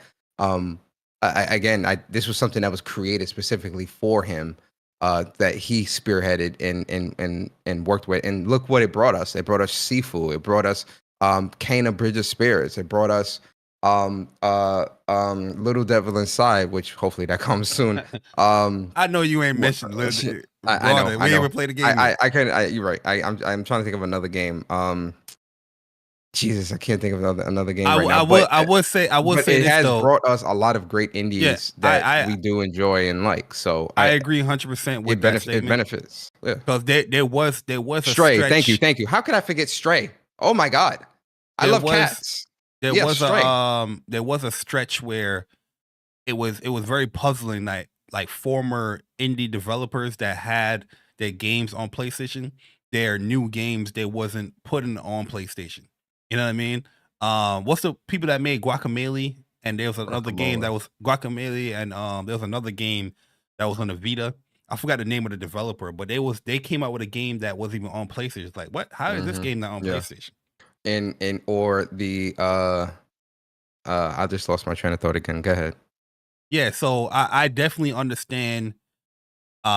Which is kind of great that they had something like somebody like Shuhei in that position, to garner the indie support to PlayStation. Because we did see a lot of games that were skipping PlayStation somehow. They were eventually coming, slowly but surely coming. Or to now even PlayStation. outright partnered with PlayStation. Like Yeah. look at Devolver. A lot of Devolver's titles, they're very, very tight knit with PlayStation, thanks to Shu and the relationships cultivated with that.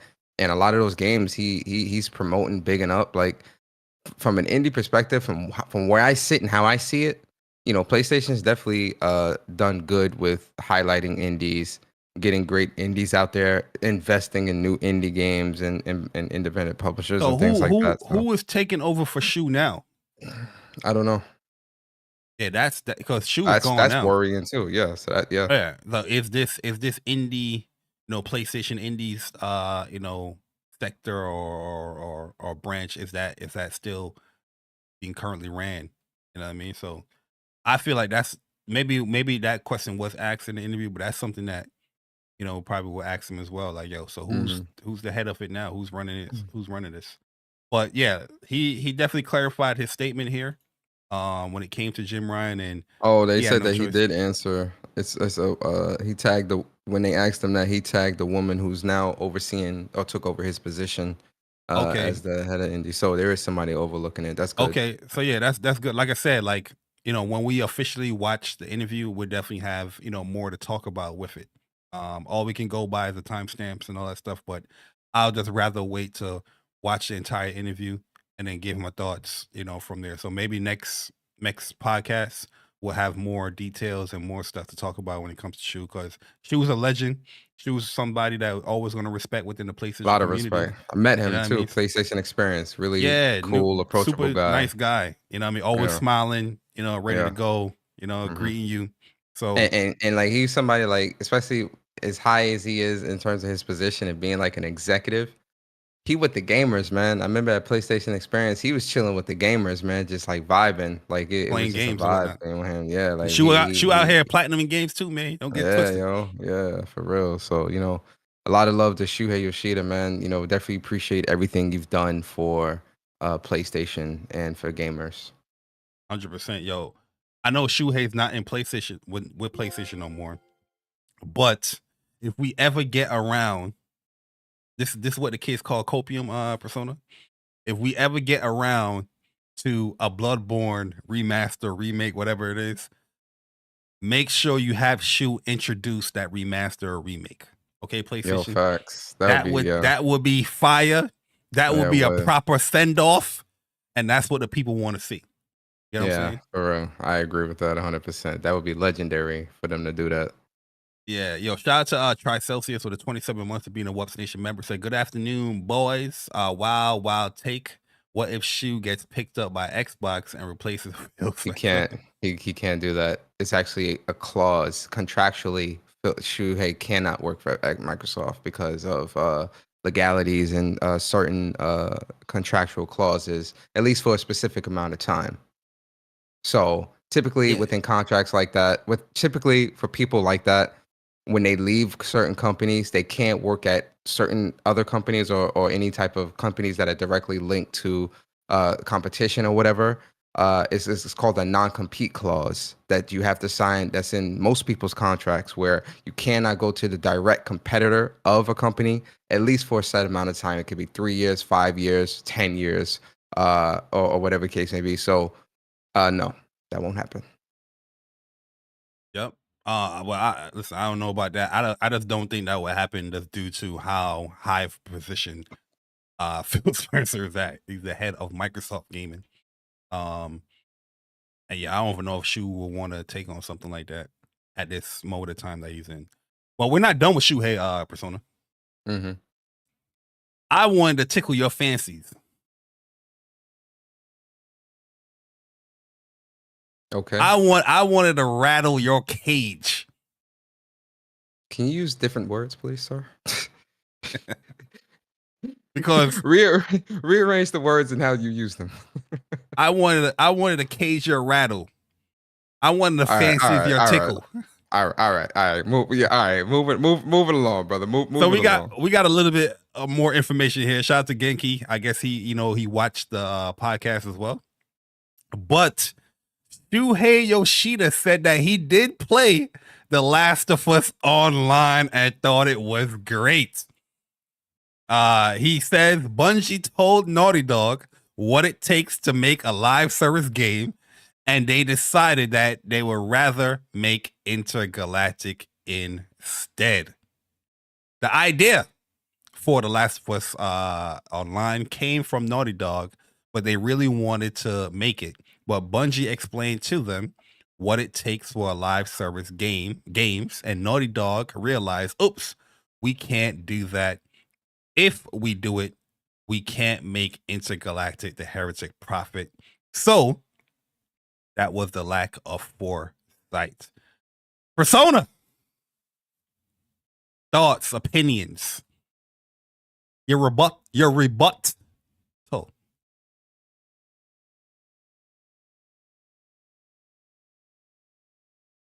Where is factions? I hate honestly, I don't understand why say that, especially for the hardcore fans that have been really wanting their factions too, and really was looking forward to the factions online and things like that, right? Stuff like that. It's like sticking your finger in a wound and just twisting. Like, oh, does that hurt? Does that hurt? Oh, it hurt. When I turn it that way, does that hurt? Does it hurt? Does it hurt when I do that? And I'm just sitting here and I'm just like, I would have been happier not knowing this information. Because that lets me know that it was in a playable state. They probably should have put a beta out so we could play it, because we could have played it and seen what's up. And it annoys me, honestly. It annoys me that we don't have what I gotta say? still. What's up? I mean, this is information that kind of leaked out, right? This is the reason why they canceled it. Bungie advised them and all that stuff. We kind of knew this aspect, but this is more confirming any type of speculation or rumor about the cancellation. Naughty Dog definitely came and they said that if they were to do this game, they would have to stick as a live service, developer just for this game. My thing was, okay, I understand. You put the fan base to choose, or you didn't put the fan base to choose. You chose to choose the single player game, which I don't think anybody that loved Naughty Dog would be upset at that. But the people that love factions, my question is like, okay, if Bungie is advising what it takes for a live service game, why the fuck Bungie ain't continuing to do factions? You know what I mean? Get that marathon up out of here. You're done with Destiny. You continue and do factions. Naughty Dog already created everything. All right, so you have the expertise to do this live service stuff, and you can, you can do it. You're controlling. You're pretty much handling this live service game. You know what I mean? The game didn't have to get canceled. You are the expert, quote unquote expert. If you was to give the PlayStation Nation a choice, that's not even the PlayStation Nation gamers, right? The choice. Bungie continuing The Last of Us online or Marathon.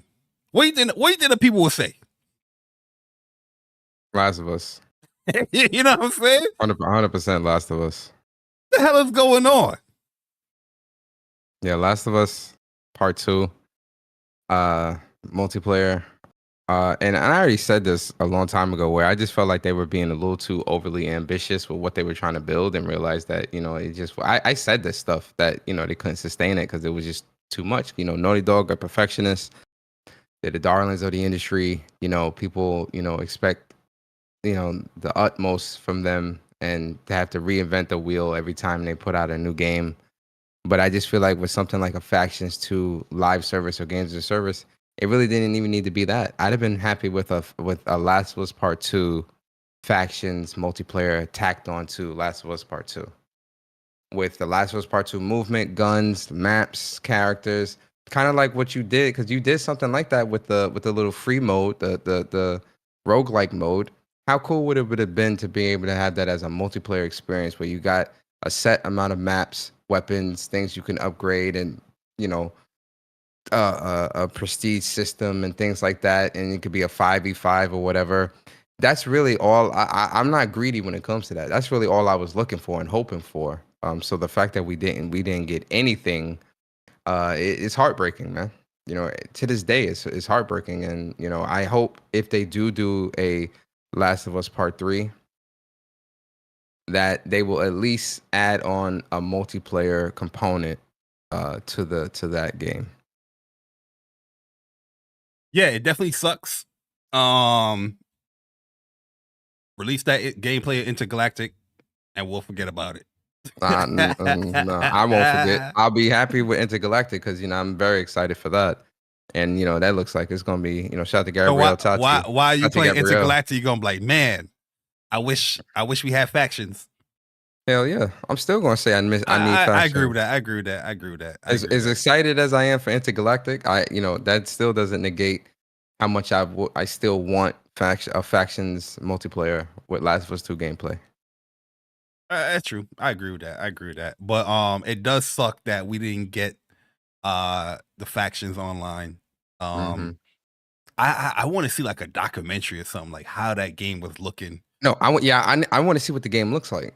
Yeah, I think they at least owe us that, man. Show me what the game looked like. And I feel like, you know what's funny? I feel like 5 years later, 7 years later, I feel like we'll see that. Like what would have been, what could have been with Last of Us Part 2 factions or whatever. Maybe when Neil Druckmann or somebody retire, you know what I mean? Because listen, PlayStation, they do the tell-all. We looking for Jim Ryan. That's who we looking for to do the tell-all next. Yeah. Jim Ryan. I'm waiting on Jim Ryan. Yes, sir. But you know Jim what Ryan, else we wait? WUPS. You know what else we waiting on, Persona? Soros gameplay. The Last of Us TV show season number 2. They show some posters here. Which I think some of the posters look cool. You see she's walking on the guitar. This is Ellie. Every path have its price. Then we have this is Abby. She's a little smaller in the TV show. But you know, she's on the Firefly. That's Abby before the workout regimen. It's Abby. She got the gun and everything. She ready to cook. And then we have Joel, you know, on the broken clock that he's wearing. So I think the posters look cool. I'm ready to watch it, see how it is, see the changes. I'm ready to have like a, you know, like shout out to Mooch. You know, Mooch had like the Last of Us discussion after like every episode. So hopefully, you know, he does something like that again. And you know, I'm actually gonna do some of our most popular episodes is when we was reviewing the Last of Us on the show. Like we used to review the episodes. But yeah, well, I'm sure we'll definitely do that, you know, here as well. She sent me a message. So yo, man, can I be honest, bro? And listen, I'm a Naughty Dog fan. I'm a fan, bro. Like I'm a fanboy when it comes to Last of Us. Like I think Last of Us, the series, is just the game franchise is just one of the best I've ever played. I just still think the character, like only character choice, the only casting for this show that I like is Joel, bro. Like I'm gonna be honest, man. Ellie, obviously I haven't seen her yet. I'm more so looking at the aesthetic of the character. It's like Abby. We haven't seen her yet, so obviously, you know, whatever. See how she acts in the show yet, so whatever. But I'm more so just looking at the aesthetic, where, you know, Abby was damn near the same size as Joel, bro. Like she was manhandling this dude in the game. So I really want to understand for Abby, how are they going to play this up to make this believable to where you got this 5'9" or so chick, brolic as hell. Go back and play Last of Us Part 2. Abby wasn't no short little short little thing. She Abby was like 5'9", From what I heard, 5'10". they're not doing the whole bulk up thing in this show. They're just I gonna have I her think like that's I think that's unfortunate.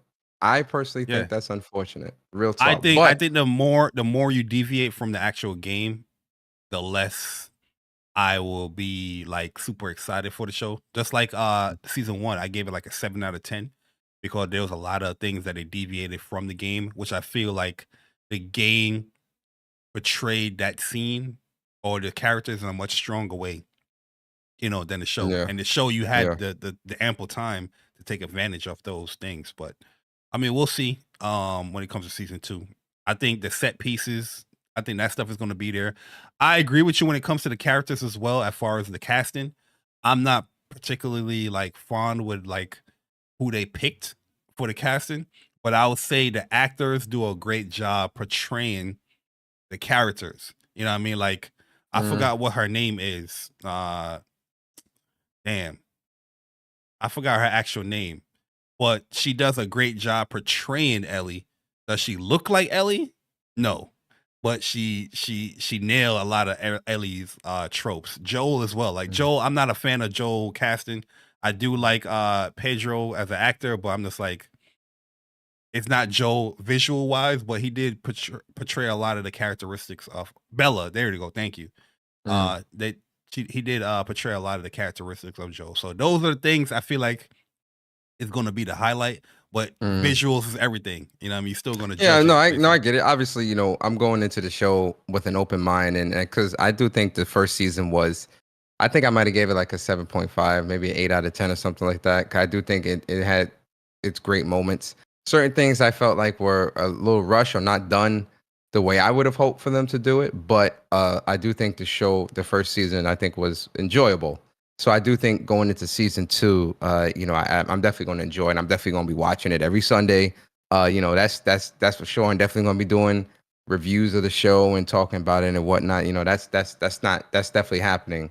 Um, but I even with all of that, just when you doing an adaptation off of a game, I don't think it's wrong to have certain things that you just think, all right, I feel like that's important to the story because Abby was working out and getting swole the way she was for revenge. Like that's not like that's an aesthetic that's important to her character development and her story because she wanted to be as strong as she can be and really obsessed over fitness and exercising and doing all these other things so that she can be ready for when she hunts Joel and kills Joel and do all these different things and having to go up against these other dudes and all this other crazy stuff. So I feel like that is an aesthetic for Abby that I think is valid to kind of look at and say, why isn't she swole? Why isn't she, buffed up a little bit more, whatever the case may be? That's important. But at the end of the day, I'm going into the show with an open mind. I'm excited, can't wait. I'm And not I going actually, to open mind. huh? I know I'm not going in this show in an open mind. I know The Last of Us and I know The Last of Us Part 2. I'm going in with that mindset. How you gonna portray the video game? I know they're not going to do everything in the video game, but that's how I'm going into the review process. Sorry. Go back and what do you mean that's not, why you think she was getting brolic like that? She was obsessed. Yeah. She was obsessed with That was an obsession. having revenge on Joel. She wanted to bulk up so she can pretty much get her revenge. That's what the show That was an obsession, brother. Go back and play the game. Listen, I Yeah. played through listen. Yo, chat, I'm gonna tell y'all right now. Last of Us Part 1, Part 2, how Bari is with Final Fantasy 7. That's me with there's nothing about this game in any capacity that you could tell me where I'm wrong. Trust me when I tell you I'm not wrong about nothing in these games. Trust me. Trust what I tell you. I think I'm not wrong about nothing in these games. I think you need to play the game over again, Toxmod, and pay attention. When they went to the flashback of showing Abby, she was not brolic. When she was working out, everybody was trying to figure out what the hell is wrong with her. She's eating burritos and protein stuff to bulk up so she can get her. That was her motivation to get revenge on Joel Miller. That was pretty. It was laid out pretty clear. In the game. Yeah. I mean, you talking to people that put hundreds of hours in these games, though. We pay attention to the story. Brother. Listen. I'm doing a replay anyway. Before the show, I'm actually gonna do a replay of Last of Us Part 2, New Game Plus, permadeath mode, New Game Plus. What's the name mode? That's the only trophy I need to get is the permadeath joint. I'm halfway it's through. permadeath show. It's I'm crazy. actually at the Abby part. Yeah. I was like, oh man, that part. That's what I'm saying. That's what I'm saying. Yo, the flashback missions with Abby explain all that. Because remember, her and Owen were together, and they were in a relationship before he got with Mel, and her obsession over Joel and finding them. Listen, man. Listen, man. I'm gonna do a replay. Yo, so let me get these super chats out of the way. Sorry if I missed this one. Cobb Sandy, appreciate the 17 months of being a WUPS Nation member. He says, "What's good, WUPS?" Then we got my man Viper's Corner. Said, if anybody wants in on the beta, first come, first serve. He got 4 left. I will recopy the code in case anybody missed it. But here's the code.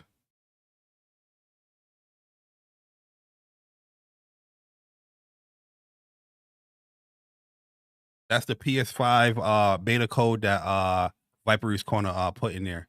I think we read off the Tricelsius one. Then we have Viper's Corner again with the $1.99. He said if Shu gave the green light, man, that sucks. Shu saying that the game, it was great. He was liking what he said he gave but I think because what Naughty Dog was saying, I think it was kind of just like, all right, if that's what y'all want to do, then Shu said he played it and he said he liked it. It was great. But Naughty Dog, they was listening to Bungie as far as what they said, what it would take for a live service, and we clearly understand that now because that's what they stated in their Naughty Dog blog, that for them to do this game, it was too ambitious and it would take over the studio. But let's move it along, Persona Man, because are you a fan of the Teenage Mutant Ninja Turtles? I think my shirt says it all. Did you used to do the Go Ninja, Go dance? No. Oh, you're not a fan then. You're right. I was too cool for school. The Teenage Mutant Ninja Turtles is pretty much here. They came to Black Ops 6 and Warzone. And I like the design, bruh. I like the design. They look like the old school models from the movie. I wish they would have did like a cartoon look as well. But it looks pretty cool, man. What's your thoughts on seeing Teenage Mutant Ninja Turtles in Call of Duty? This is a collaboration I never thought would come. Yeah, I think this is didn't they do Shredder? Maybe they've done Shredder before. No, I think that was Fortnite that probably did Shredder or something like that. Okay. I don't remember. Maybe Call of Duty has done it too. I don't know. But I think seeing the Teenage Mutant Ninja Turtles, as a big Turtles fan, I think this is cool to see. They got my boy Splinter. Yeah, they got the whole cast here, which funny enough, they don't have Shredder here, which is actually kind of funny to me, that they don't have Shredder. But I think this is big. This is huge. And this is definitely gonna get a lot of people to pull up and see what's up with this. So there's some pricing. Oh yes. I see the pricing, boy. When it comes to this as well, it's 2,400 COD points, so you're roughly around $20-something. $20. No, not roughly. It's $20 per skin. Yeah, it might be a little bit extra than 20. That's why 2,400 is because 20. Yeah, it is 20. I think 20 gets you like 2,500 COD points. I'm not too sure. Yeah, $20 gets you 2,400 plus an extra 300 as a bonus. Yeah, so it's like 2,800, something like that. Yeah. So each turtle is 20, which understandably they come with their own little emotes and stuff like that. Bari. $20. $20. That sounds about right. So if you want all 3 turtles, four turtles. Look, a Marvel Rival skin It's like $20. Well, We're when it not comes talking to about no, we ain't talking about Mall Rivals because Mall Rivals free to play. This is a game you need to spend money on to play. yeah, $20. $20. I don't have an issue with it because it is licensed characters. It's not like a typical, right from the origin, new character or whatnot. The only thing I don't like about the turtles here, they went with like the old school design, but there's no letter to indicate the turtle, just the color. You know what I mean? Like, the old school, they had the L here, the M here, the D here, the R here. I wish they would have had that, but I would definitely. I would pick up Raphael anyway. I'm picking up Raphael Mikey. is what I'm picking up. Yeah, Raphael is what I'm buying. Like if I get back, I think Raph looks cool though. Raph looks cool. Raph or Leo, but Raph for sure. I'm picking up Mikey or Leo for this one. Sure. Yeah. We'll see if I come back in there. But I think this is a dope crossover. If you do Teenage Mutant Ninja Turtles, G.I. Joe, Transformers, you got me locked in. Yeah, I'm there. You know what I mean? Or Dragon Ball Z. Yeah. Or Naruto or something like that. Yeah. I'll definitely spend the bread. Yeah, I definitely would. We're gonna be seeing a lot of dead turtles around these maps. Because they did add a new map. They added that grind map from Black Ops 2 back in there. The skateboarder map. Okay, yeah. I saw that in the trailer. So yeah, that was a cool map. Yeah. I like that map. That's a cool map. So we'll see. You know what I mean? I deleted Call of Duty. It is a lot of I deleted that shit. It's a lot of gigabytes, but I might re-download it and give it a go. See how it is. Yeah. All right, Persona. We gotta talk about this one, man. Like we said, Transformers, things like that. We might be rocking with it. And there's a rumor that Hasbro, they had announced that they were making a new AAA game with Saber Interactive, the people that made Space Marine 2, Warhammer 4K, Space Marine 2. And it's based off of one of their tentpole IPs. So the rumor is going around that it's possible that they could be making a Transformers, or it's like a Dungeons and Dragon, G.I. Joe or whatnot type game. Dungeons and Dragon? Yeah, because Hasbro. If you were Hasbro right now and you had the choice to choose between those three, which one would you be picking? Power Rangers. From Hasbro? Hasbro own that? Yes. Hasbro owns Power Rangers. Oh, really? Yes. Bro, I want, I've been asking. But I would say, but of this, I definitely would want a new Transformers game, because the one Transformer game that I love like so much, we played it back on PS4. The Platinum one, the Transformers Platinum game. Devastation? That was a good game. Yeah, Devastation. That was such a good game. I enjoyed that game a lot. So that's definitely a game that I would want. Bro, I want a Transformers game. I did like the Activision version of the Fall of Cybertron and the Rise of Cybertron and all that. But I would love a AAA Transformers game. They nail the transformation right. Semi-open world type joint. I would love that, man. I've been asking PlayStation to do like a Transformers game. Hopefully they would do that, but I would take this in a heartbeat. Yeah, you know I would. Sure. I buy the trash of trash Transformers game when I play it because it's Transformers. But I just need a proper, nice story, Gen 1 based Transformers game. Cause they be going too hard with their design sometimes. They be, you know what I mean? They design be looking whack. Gen 1 base. Gen 1. You ain't gotta go full Gen 1 because that's more 80s look. But make Gen sure 1, it's based. I say go full 80s Gen 1, man. Do it up and just make it look a little bit more, I don't say modern, but let it be Gen 1 with the Saber Interactive spin on it. But yeah, Gen 1 based then. Yeah, Gen 1 based. I say Gen 1 based. Yeah, there was a Transformers Armada It was on PlayStation 2. I used to love the hell out of that game. That game, I don't think it reviewed well or whatnot, but I used to love the hell out of that, man. That's rolling around, transform. Then like I said, is it High Moon? I think it's High Moon Activision one that Activision published. I love the hell out of those games. The multiplayer, I used to love the hell out of the multiplayer in that as well. I just hope this is well, we know it's real because they did say they announced. I just hope it ain't no RTS bullshit, man. I want it to be like something that's a little bit like more along the lines of like what they did with Warhammer 40K. Yeah. But a G.I. Joe one, I'll take that as well. You miss me with a Dungeons and Dragon. We don't know that. It's most likely Transformers, like especially after Transformers 1, the movie. I can see it definitely being Transformers for sure. Yeah. You ain't even got to go realistic look.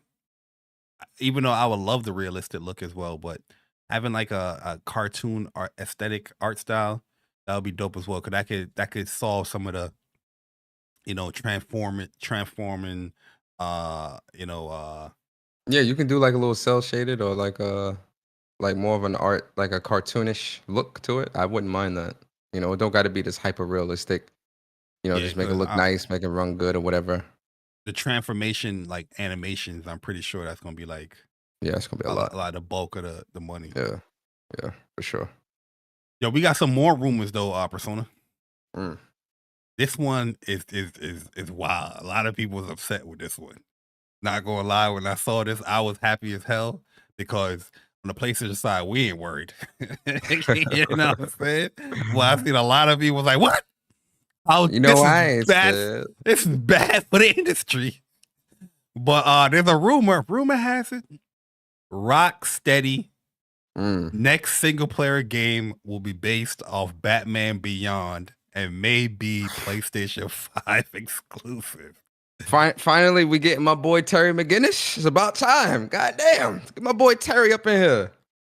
But yo, it's coming from the rumor linked to allegedly accurate leaker Lunatic Ignis has started spreading. It follows the report of Bloomberg Jason Schreier developed and Rocksteady is looking to return to the world of single player with Batman. The word of these lawless, unverified streets. Shout out to the author. Suggests that the next effort would be based on the incredibly awesome, decidedly darker Batman Beyond, adapting its narrative, but not the animated series' distinctive art style. But yeah, this is coming from Lunatic Ignis.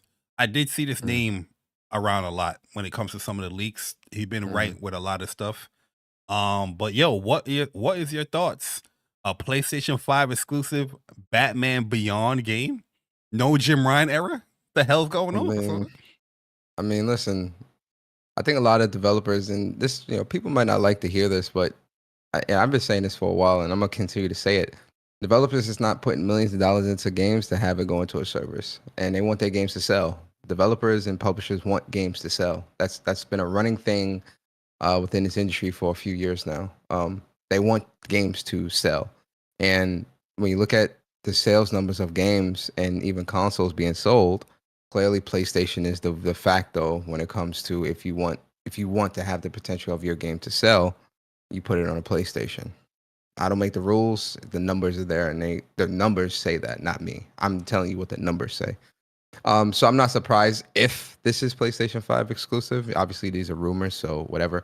Regardless if it's PS5 exclusive or not, I'm buying this regardless. Like, one, Batman Beyond, which I think is a great series and a great comic, and Terry McGinnis is an interesting character. So I think just the whole premise of this in itself is going to be dope as hell. Plus, it's a futuristic Gotham, so you're going to be flying. Like, you legit gonna be flying in this game. You're not gonna be like fly glide or whatever, because he's got the jet boots and everything. And then like you got like Joker Mach 2 and all these other different types of villains and things like that. Yo, I'm telling you, this game, if Rocksteady, we know Rocksteady can make a great, outside of Suicide Squad. Obviously, that game is not really the best, but when you look at Rocksteady's track record when it comes to Batman titles, we know they can make Batman games very, very well. So I have a lot of faith and a lot of excitement and hope in, if this is true that they are doing a Batman Beyond game, this is gonna be huge, and this is a day one for me,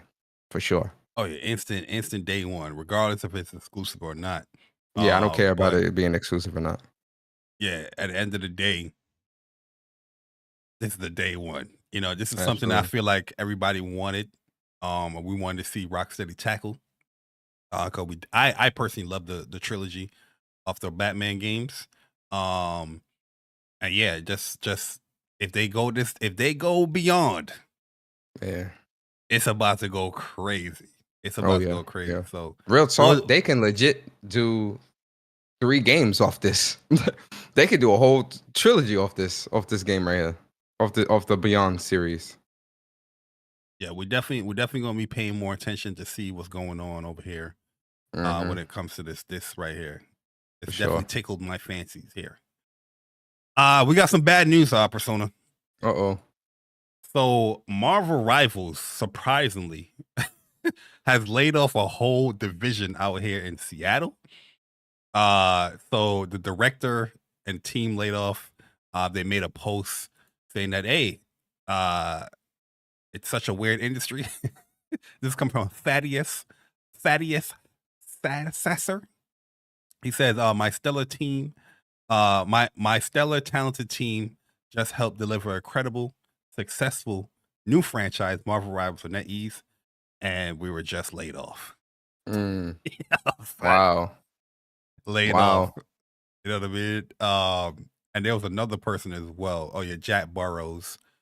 He said, yeah, my team has got laid off. So apparently this is all the American side. There's like a Seattle-based team here working on Marvel Rivals. Marvel, the NetEase put out a statement as well saying that the quality of the game or whatnot is not going to diminish because of this, but this kind of sucks, man. Yeah. Now we're seeing, you can understand a game not doing well. People getting laid off because yeah, it's not doing well. Nobody's playing it. Nobody's buying microtransactions. Nobody's, that's, eventually playing the game or buying into the game. But this is a game that people are playing. People are buying the microtransactions, but yet And the game has reached 40 million people, like players. Is at 40 million as well. But yet we're seeing a layoff of a whole team. What the hell is going on? It's easy to say, well, the game's not doing well. When a game isn't doing well, it's easy to say this is the reason why people are being laid off, because the game is failing, right? Not saying that that's right, not saying that that's okay, because it's not. But when you're looking at something like this, I don't even know what to say. What do you say to a game that has 40 million players? It's a super successful game, has a large following, all based off of Marvel IP, and people are still being laid off. Like, there's no hope within the industry at that point. It's like even a successful title can't stave off layoffs. And it might not be finance related. It could just be straight up. I know I seen another article where NetEase was talking about how they want to move away from making big flashy titles or something, like some craziness that I had seen briefly, where I'm just like, yo, what is going on here? So I don't know. Yeah, I was surprised when I saw this because this came in when they introduced the new characters that we're going to talk about as well, where we got a Johnny Storm trailer. So here's Johnny. Here's Johnny. Yo, I ain't gonna lie, Johnny, bro, you can't even pick him if you're playing in a match, bro. I tried to pick him. Picking him? They picking him super quick, bro, and he's strong, man. Like playing when I played earlier this morning and I was playing against Johnny players. Yeah, he's strong, man. He's very, very strong. Very dangerous. It looks like you can't be too stationary against Johnny, because he has this move right here where he can just throw these fireballs and then they just but the fire stays though too, so it's burning you too, and it does damage over if time. You're inside of that. If you're inside it, yeah. Yeah, it's brutal, Yeah, man. and I'm Like, hearing he's- the team up with Storm and Johnny is crazy oh too. yeah, yeah. I experienced it. Like Johnny Storm team up, they had a spawn trap, bro. Like we couldn't Yo, even TZ, do what up? nothing, man. Yo, Like, you yeah, couldn't like even leave. Johnny looks very, very strong. I definitely want to try him out for sure. You know, hopefully you can. You know, cause when it comes to new characters in this game, yeah, they're gonna get picked up quick. People's gonna be on that button real fast. But yeah, definitely. I've been liking the flying characters as of late. I love Storm now, bro. Like Storm is an amazing character. In my opinion, they did tone her down because there were some adjustments, you know, some balance changes or whatnot in the game. So they did tone a few people down. Some people got buffed up. You know, the strategist class, they got toned down as far as how quick they get their ultimates. But you know, still strategists, still do what they do. But Mhm. yeah, Johnny looks amazing. But He Johnny does. wasn't the only character that was being shown here. We have the Thing as well. Ben Grimm, look at my boy. So let's Look check at out my Bang. boy, man. It's the Grim. I'm hearing this character is very, very strong too. He is. But Simple to he's use. definitely no. He ain't. At least from Nah, what I only played saw him 30 as a minutes. I saw him as a 1-star. He's simple to use. Oh yeah, 1 star, yeah. But he's definitely Oh, he from can what take I the whole played of bridge him. now. Okay. From what I played of him, and I only put 30 minutes in with him earlier while I was playing, and I haven't played tank in like a month because I've been doing strategist and DPS. He's definitely really, really good. Really, really good. Like he's strong. And he's got a lot of good moves, and his rush down ability, I think, is great. I think what makes him a little bit more methodical for me from what I played. So when I play as Hulk, you know, if I'm in danger or if I need to mitigate some damage, I could just pop his shield real quick, and it would go on anybody that's nearby. With Ben Grimm or the Thing, you actually have to. It's kind of like Reed Richards, where you actually have to target a teammate to put the damage mitigation shield on you and whatever teammate that you target to do, and you press the L1 to jump to them to do that.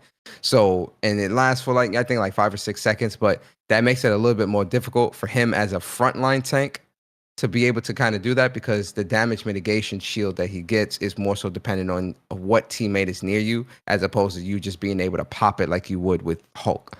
So that's why I'm saying, like, certain situations he's a little bit more methodical, and I feel like him as a tank is more of like I don't want to say front lines.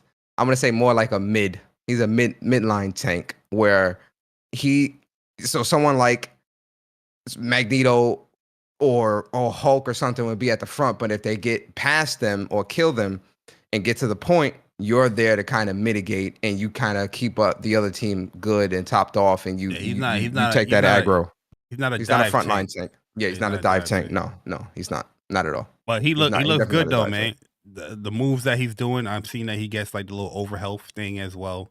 As he charges or as he does the little punch. It seems like the charge up punch that he has doesn't have a cooldown. Like you can. No, it does. It does. It's got it, but the cooldown's quick. I think it's like 3 seconds, but it does a lot of damage, like a lot, especially if you do the rush down, because you could do the rush down into the slam, which immobilizes them, and then go straight into that haymaker punch.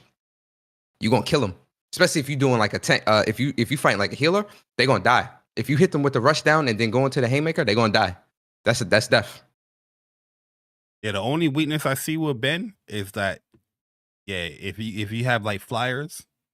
Oh yeah, he's washed. Washed up. Oh yeah, he's getting washed up. But yo, yeah, Ben Grimm looks good. Johnny looks good. Definitely gonna try them out this weekend more. As we play. But yo, we got a nice little surprise here as well, man. So we got a trailer of Samurai Pizza Cats, Blast from the Past. So I don't know if you remember this little show here, but they have a new trailer and a game coming out, and it looks pretty dope. Looks pretty cool. Yeah, I saw the trailer for this. I never really is this like a show, or I never really checked this out. Old school show. Yeah, I never seen this, so I'm actually not up on Samurai Pizza Cats that much. So like my excitement for this isn't that high as like I saw you were excited for this. I saw Chuck was. Yeah, I was shocked. I was excited like, for this. "What? Samurai Pizza Cat's got a game? No Yeah, way." I'm not really up on this like that, but the gameplay looks great, and you know, I'll definitely check this out for sure. Showing more of the gameplay. Okay, copyrighted. Yeah, don't show Yeah. the show because it'll get copyrighted. Just show the game at the end. Yeah, right there. Nice little platformer. It looked like it's an RPG platformer type joint, man. But yeah, I'm definitely down for this, man. You know what I mean? I would love to see a resurgence of old school like shows and animes having a game where, you know, people can be like, yeah, I remember this stuff. I did like this show. Yeah, let's bring it back. You know? Yeah. So Yeah. I'm all for Yes. it. Samurai Pizza Cats. It's back. A blast for the past. I'm with it. So yeah, Persona, that is the news for this week. Whoa. You know, and if you made it this far, here are your trophies.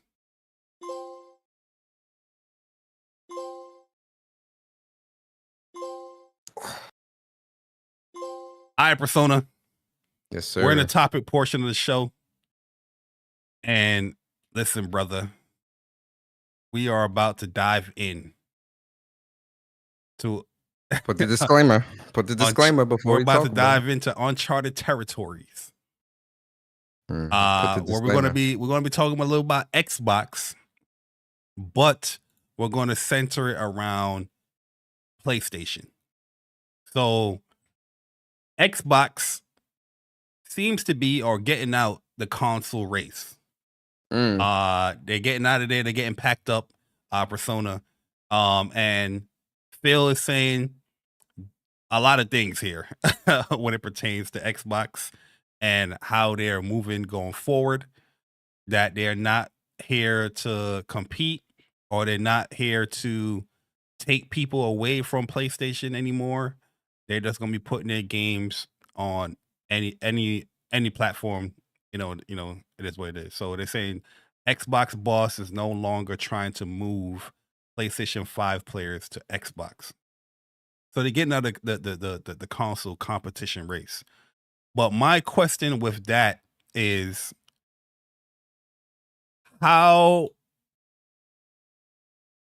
what does that mean for PlayStation? Is my question for that.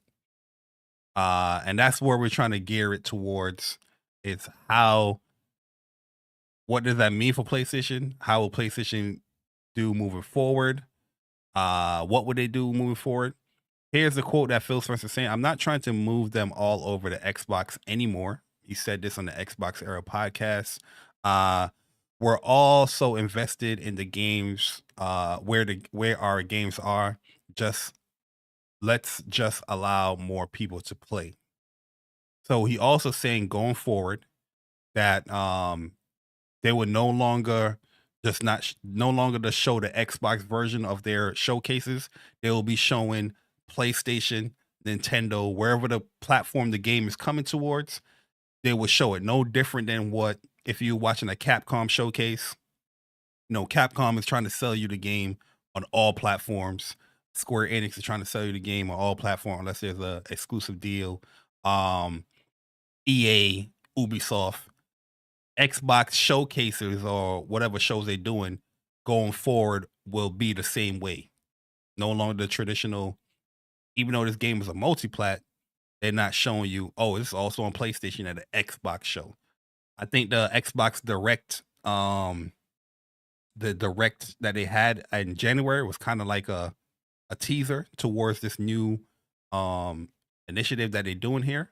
But going forward, that's what they're going to be doing. So I just want to have your thoughts on this whole thing and what does this mean for PlayStation?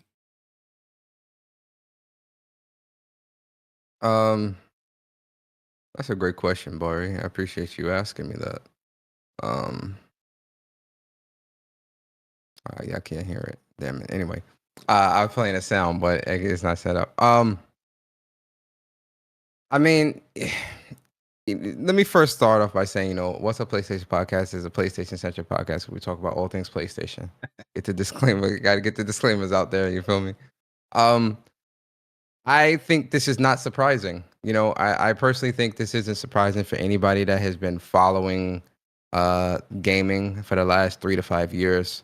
For anybody that has looked at, you know, the changes and the things that have been happening at Microsoft, especially with the acquisition of Activision, the kind of caliber of acquisition that is, this was definitely something that really was going to test Microsoft's resolve when it came to being within the console space or within the gaming space, or at least change the landscape of how they would be within the gaming space because of the type of messaging that they were pushing with why they wanted to have Activision and what this meant for the likes of a PlayStation, Nintendo, PC, and all these other platforms. Interviews that Phil Spencer's had in the past of, like, you know, him constantly saying PlayStation, Nintendo isn't his competition. Google and Amazon is, and you know, we're trying to reach 2 billion gamers, wanting to be the Netflix of gaming. You know, together, play together. When everybody plays, we all win. It's just certain different. It's a culmination of things that Phil Spencer has been saying, but the messaging behind a lot of it has not been crystal clear. I think what we're seeing with the interview here with Phil Spencer is clear, honestly, what we've been wanting for quite a while. Clear messaging. It's clear, it's direct, it's letting you know, look, I'm not trying to get anybody to leave PlayStation or Nintendo anymore to come to Xbox. We're going to go where you are. You cannot get any more clearer than that. I think for PlayStation, what this does for PlayStation is it puts PlayStation in a pretty unique position, because they really don't have to give up anything, and they're receiving everything. They are the winner within the console space. They are the lead in the console space, the de facto console, right? When it comes to its direct competition, and they stand to make more money, have more games, and potentially get more people onto their platform, and they don't have to give up anything in the process.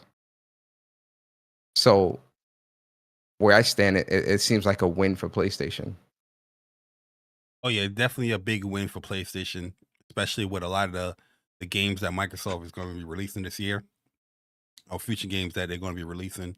Yeah, one of your biggest competitors is now fully outright putting their games on, you know, your platform. It's a win-win for PlayStation, win-win for the PlayStation gamers as well. Very shocking that Xbox has went down this route. You know, I mean, is it shocking? I'm not gonna say it's shocking, but it's not shocking, but it is shocking to see Xbox from how it started to now where it's at, as far as how they feel about putting their games everywhere, and the steps they took to get to this route. Because I feel like a lot of it is self-inflicted, but at the end of the day,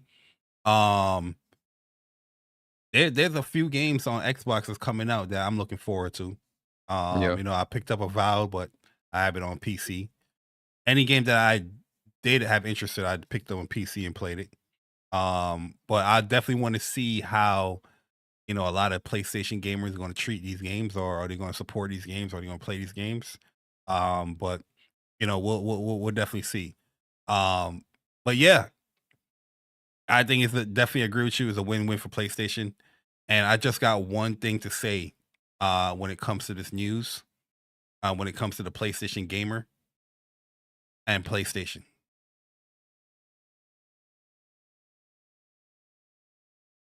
We won. We won. Yo, you funny. You funny, man. It's over. Yeah, it's definitely over. I like, for real talk, it's definitely this is definitely like a wave the white flag moment. It's definitely over. Yes, Now, sir. the thing that's worrying to me is the messaging, not necessarily from Phil Spencer, but the messaging being pushed from like certain media outlets and certain influencers of like now trying to demonize exclusives, where now it's become the conversation has shifted from, oh well, Microsoft is buying this stuff so that they can build a portfolio and have their own exclusives and be able to compete and let us compete and all these other different things that's being talked about. to now shifting to, well, you know, Microsoft is the bigger person here because, you know, exclusives are bad and, you know, you want your game to sell as much as possible and you want this and that, blah, blah, blah. And exclusives exclusives are killing gaming and just weird talking points that we're starting to see prop up that really weren't being propped up 2 years ago when this acquisition was happening, or even 4 or 5 years ago when the Bethesda ZeniMax acquisition was happening. But because the messaging or the marching orders have shifted over at Microsoft, certain media outlets and influencers' thoughts and stances have shifted as well. So I would caution people who are listening to games media or anybody to really be mindful of, like, exclusives still are important. Just because Microsoft is doing what they're doing does not mean that exclusives as a whole have diminished. The importance of exclusivity has diminished. It's only the importance of exclusivity is only diminished for Microsoft because of the decisions that they've made that put them into a position to where they need the larger fan base of gaming to really support said decisions. If they hadn't bought Activision, right? I don't think we would be having this conversation as much, or it would be as fleshed out as it is now when it comes to what should be or shouldn't be on said platform. Just look at Starfield. People were telling you it's not going to be on PlayStation. It shouldn't be. And that rightfully so, it shouldn't. But now those conversations have shifted to, oh, yeah, bring it on PlayStation. More people get to play. Knock it off. Knock it off. Knock it off. Respectfully, knock it off. We got it out of them. We got it out of them. So that's kind of my stance on it. So I would just say be mindful. Exclusives are still very important, regardless of what Microsoft is doing. They, in my opinion, do not dictate or really are a good example of how you should move within the industry because they're a third-party publisher. That's it. Except for Nintendo. Everybody third-party publisher, except for Nintendo. Oh, yeah, true. Yeah. Well, yeah, I mean, you pretty much laid it out how it is. I do share the same sentiments as far as it's like, yeah, PlayStation gamers, hey, we're good to go. You know, now PlayStation gamers, PlayStation fanboys, you don't have to judge a game. You know, some people be like, oh, I'm not playing that game. Looks whack. It looks like ass because it's on the Xbox platform. Now you get to judge the game actually playing the game because it's on your platform. You know what I'm saying? I mean, there's a few games coming from Microsoft that I'm excited for anyway. You know, South of Midnight. Doom, Dark Ages. You feel me? The next Gears E-Day, right? Gears. Yeah. Persona. Definitely. Mark my words. Gears of War E-Day would never come to PlayStation. No. I'm not. No. I'm not saying the excitement of it being on PlayStation. I'm saying games that I'm excited to play from Xbox in general. Like I would buy these games on PC. Like it doesn't matter where they release. It will never come to PlayStation. Sure. Phil Spencer told me no red line, so we'll see. That was a joke, y'all. If I don't, get sarcasm. Persona didn't get it at first until I said it again. No, I got it. I got it from the beginning. You didn't get it. You didn't get it, but it's okay. Yo, go ahead, man. All right, so that's the first topic, Persona. And we can close out with this. Okay. Simple question. 2025. We're moving, we're cruising, we're grooving. But Persona, the chat, I want to know, what is your biggest PlayStation Hall of Shame? And when I say Hall of Shame, it's a PlayStation game that you never played yet or never completed. Matter of fact, we'll say, we'll say both. Never played or never completed. But go ahead. I already know mine. Bloodborne. Oh, Bloodborne? That's my biggest. Yeah, Bloodborne's my biggest Hall of Shame because I made it to the cathedral with the spider. And I never finished it. Yeah, and I never finished it. Like, that's where I left off. Like, my save is in the cloud. If I downloaded it, my save, I'm still right there in front of the cathedral. And I just never finished Bloodborne. And that's a game that I truly do want to... Because at that time, the Souls genre and Souls games hadn't clicked with me yet. So, like, I wasn't really able to understand, like, sometimes you got to stay in an area and farm levels up, or you don't have to fight every single thing. You could run past this, or just or there's certain things you got to do or you can do with XYZ. So I didn't really understand Souls games or that Souls-like genre at that time when I was originally playing Bloodborne. So that's a game that I kind of just put down and never picked up again. And that's a game that I truly do want to go back to. I would start, and honestly, I would start from the beginning. Like I really and truly, I would start from the beginning. And I actually want to platinum Bloodborne. I truly do. I'm holding out for like a 60 FPS patch or like a remaster to do that, but I might break down maybe this year or maybe next year and go back to that game and platinum that. But Bloodborne is absolutely probably my biggest haul of shame as a PlayStation gamer. Yeah, like Bloodborne, at the time, playing that 30 frame. Me personally, I don't mind playing a game at 30 frames. But old Yarnum, ooh, that area right there in that game was rough, boy. Rough. But shout out to Cobb Sanity with a $5 donation. He says, me personally, I'm still not going to be buying any Xbox games. Say it with me, WUPS. Sega 2.0. Shout out to Cobb Sanity, real man. talk. That's another haul of shame. Persona 5. Oh, P5? Bro, P5. I have bought this game like 6 times, man. And I still don't complete it, yo. It's crazy. So Machiavelli said Bloodborne, same for him. Yeah. TZ said Returnal. Machiavelli said Days Gone. Oh nah, Returnal, that's bad. I think TZ didn't play Returnal yet. Returnal, Alvin, everybody needs to play Returnal. Everybody. Yo, big facts. Alvin says Zero Dawn. Dragon Source said Returnal and Demon Souls. Demon Souls is a great game. I love that game. Yeah. Jeff Grubb is saying God of War Remaster is coming. Really? Really? Word? I'll play through those games again. Get those platinums. I want to get the platinums in the originals. You know what's my PlayStation Hall of Shame? And if you know me, you should know this already. Gravity Rush 1 and 2. That's no good. Go back and finish those. Big PlayStation Hall of Shame, bruh.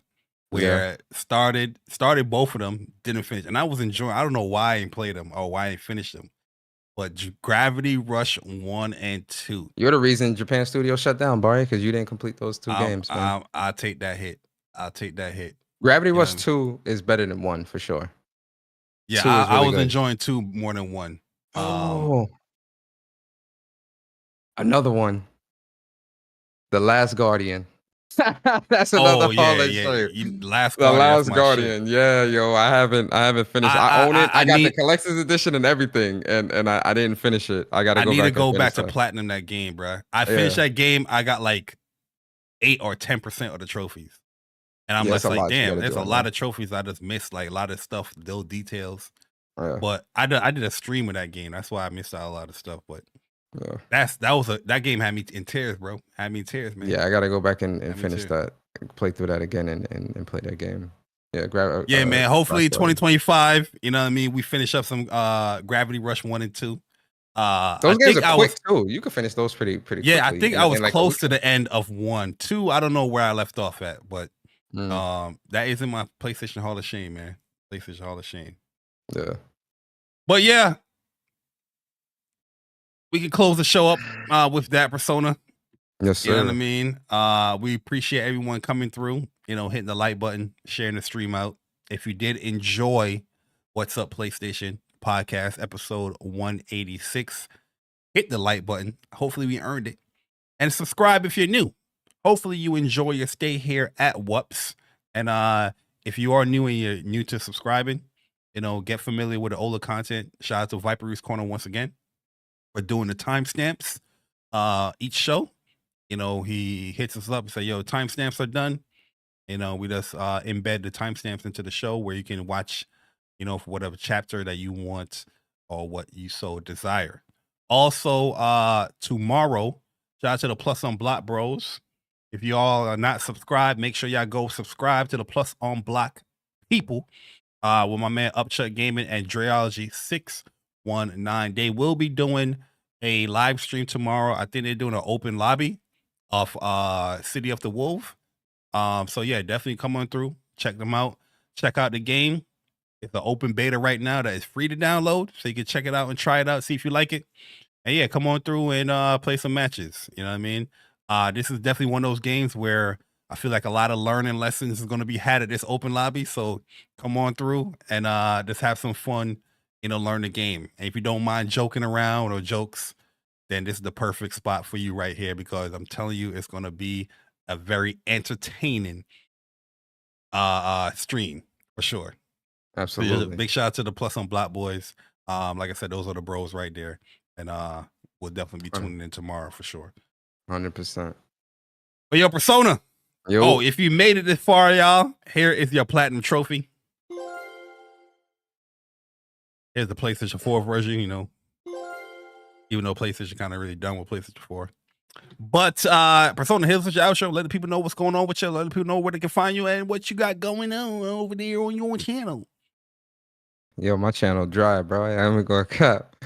I might do well, first off, man, shout out to the WUPS Nation members, shout out to the WUPS community, people finding our channel for the first time.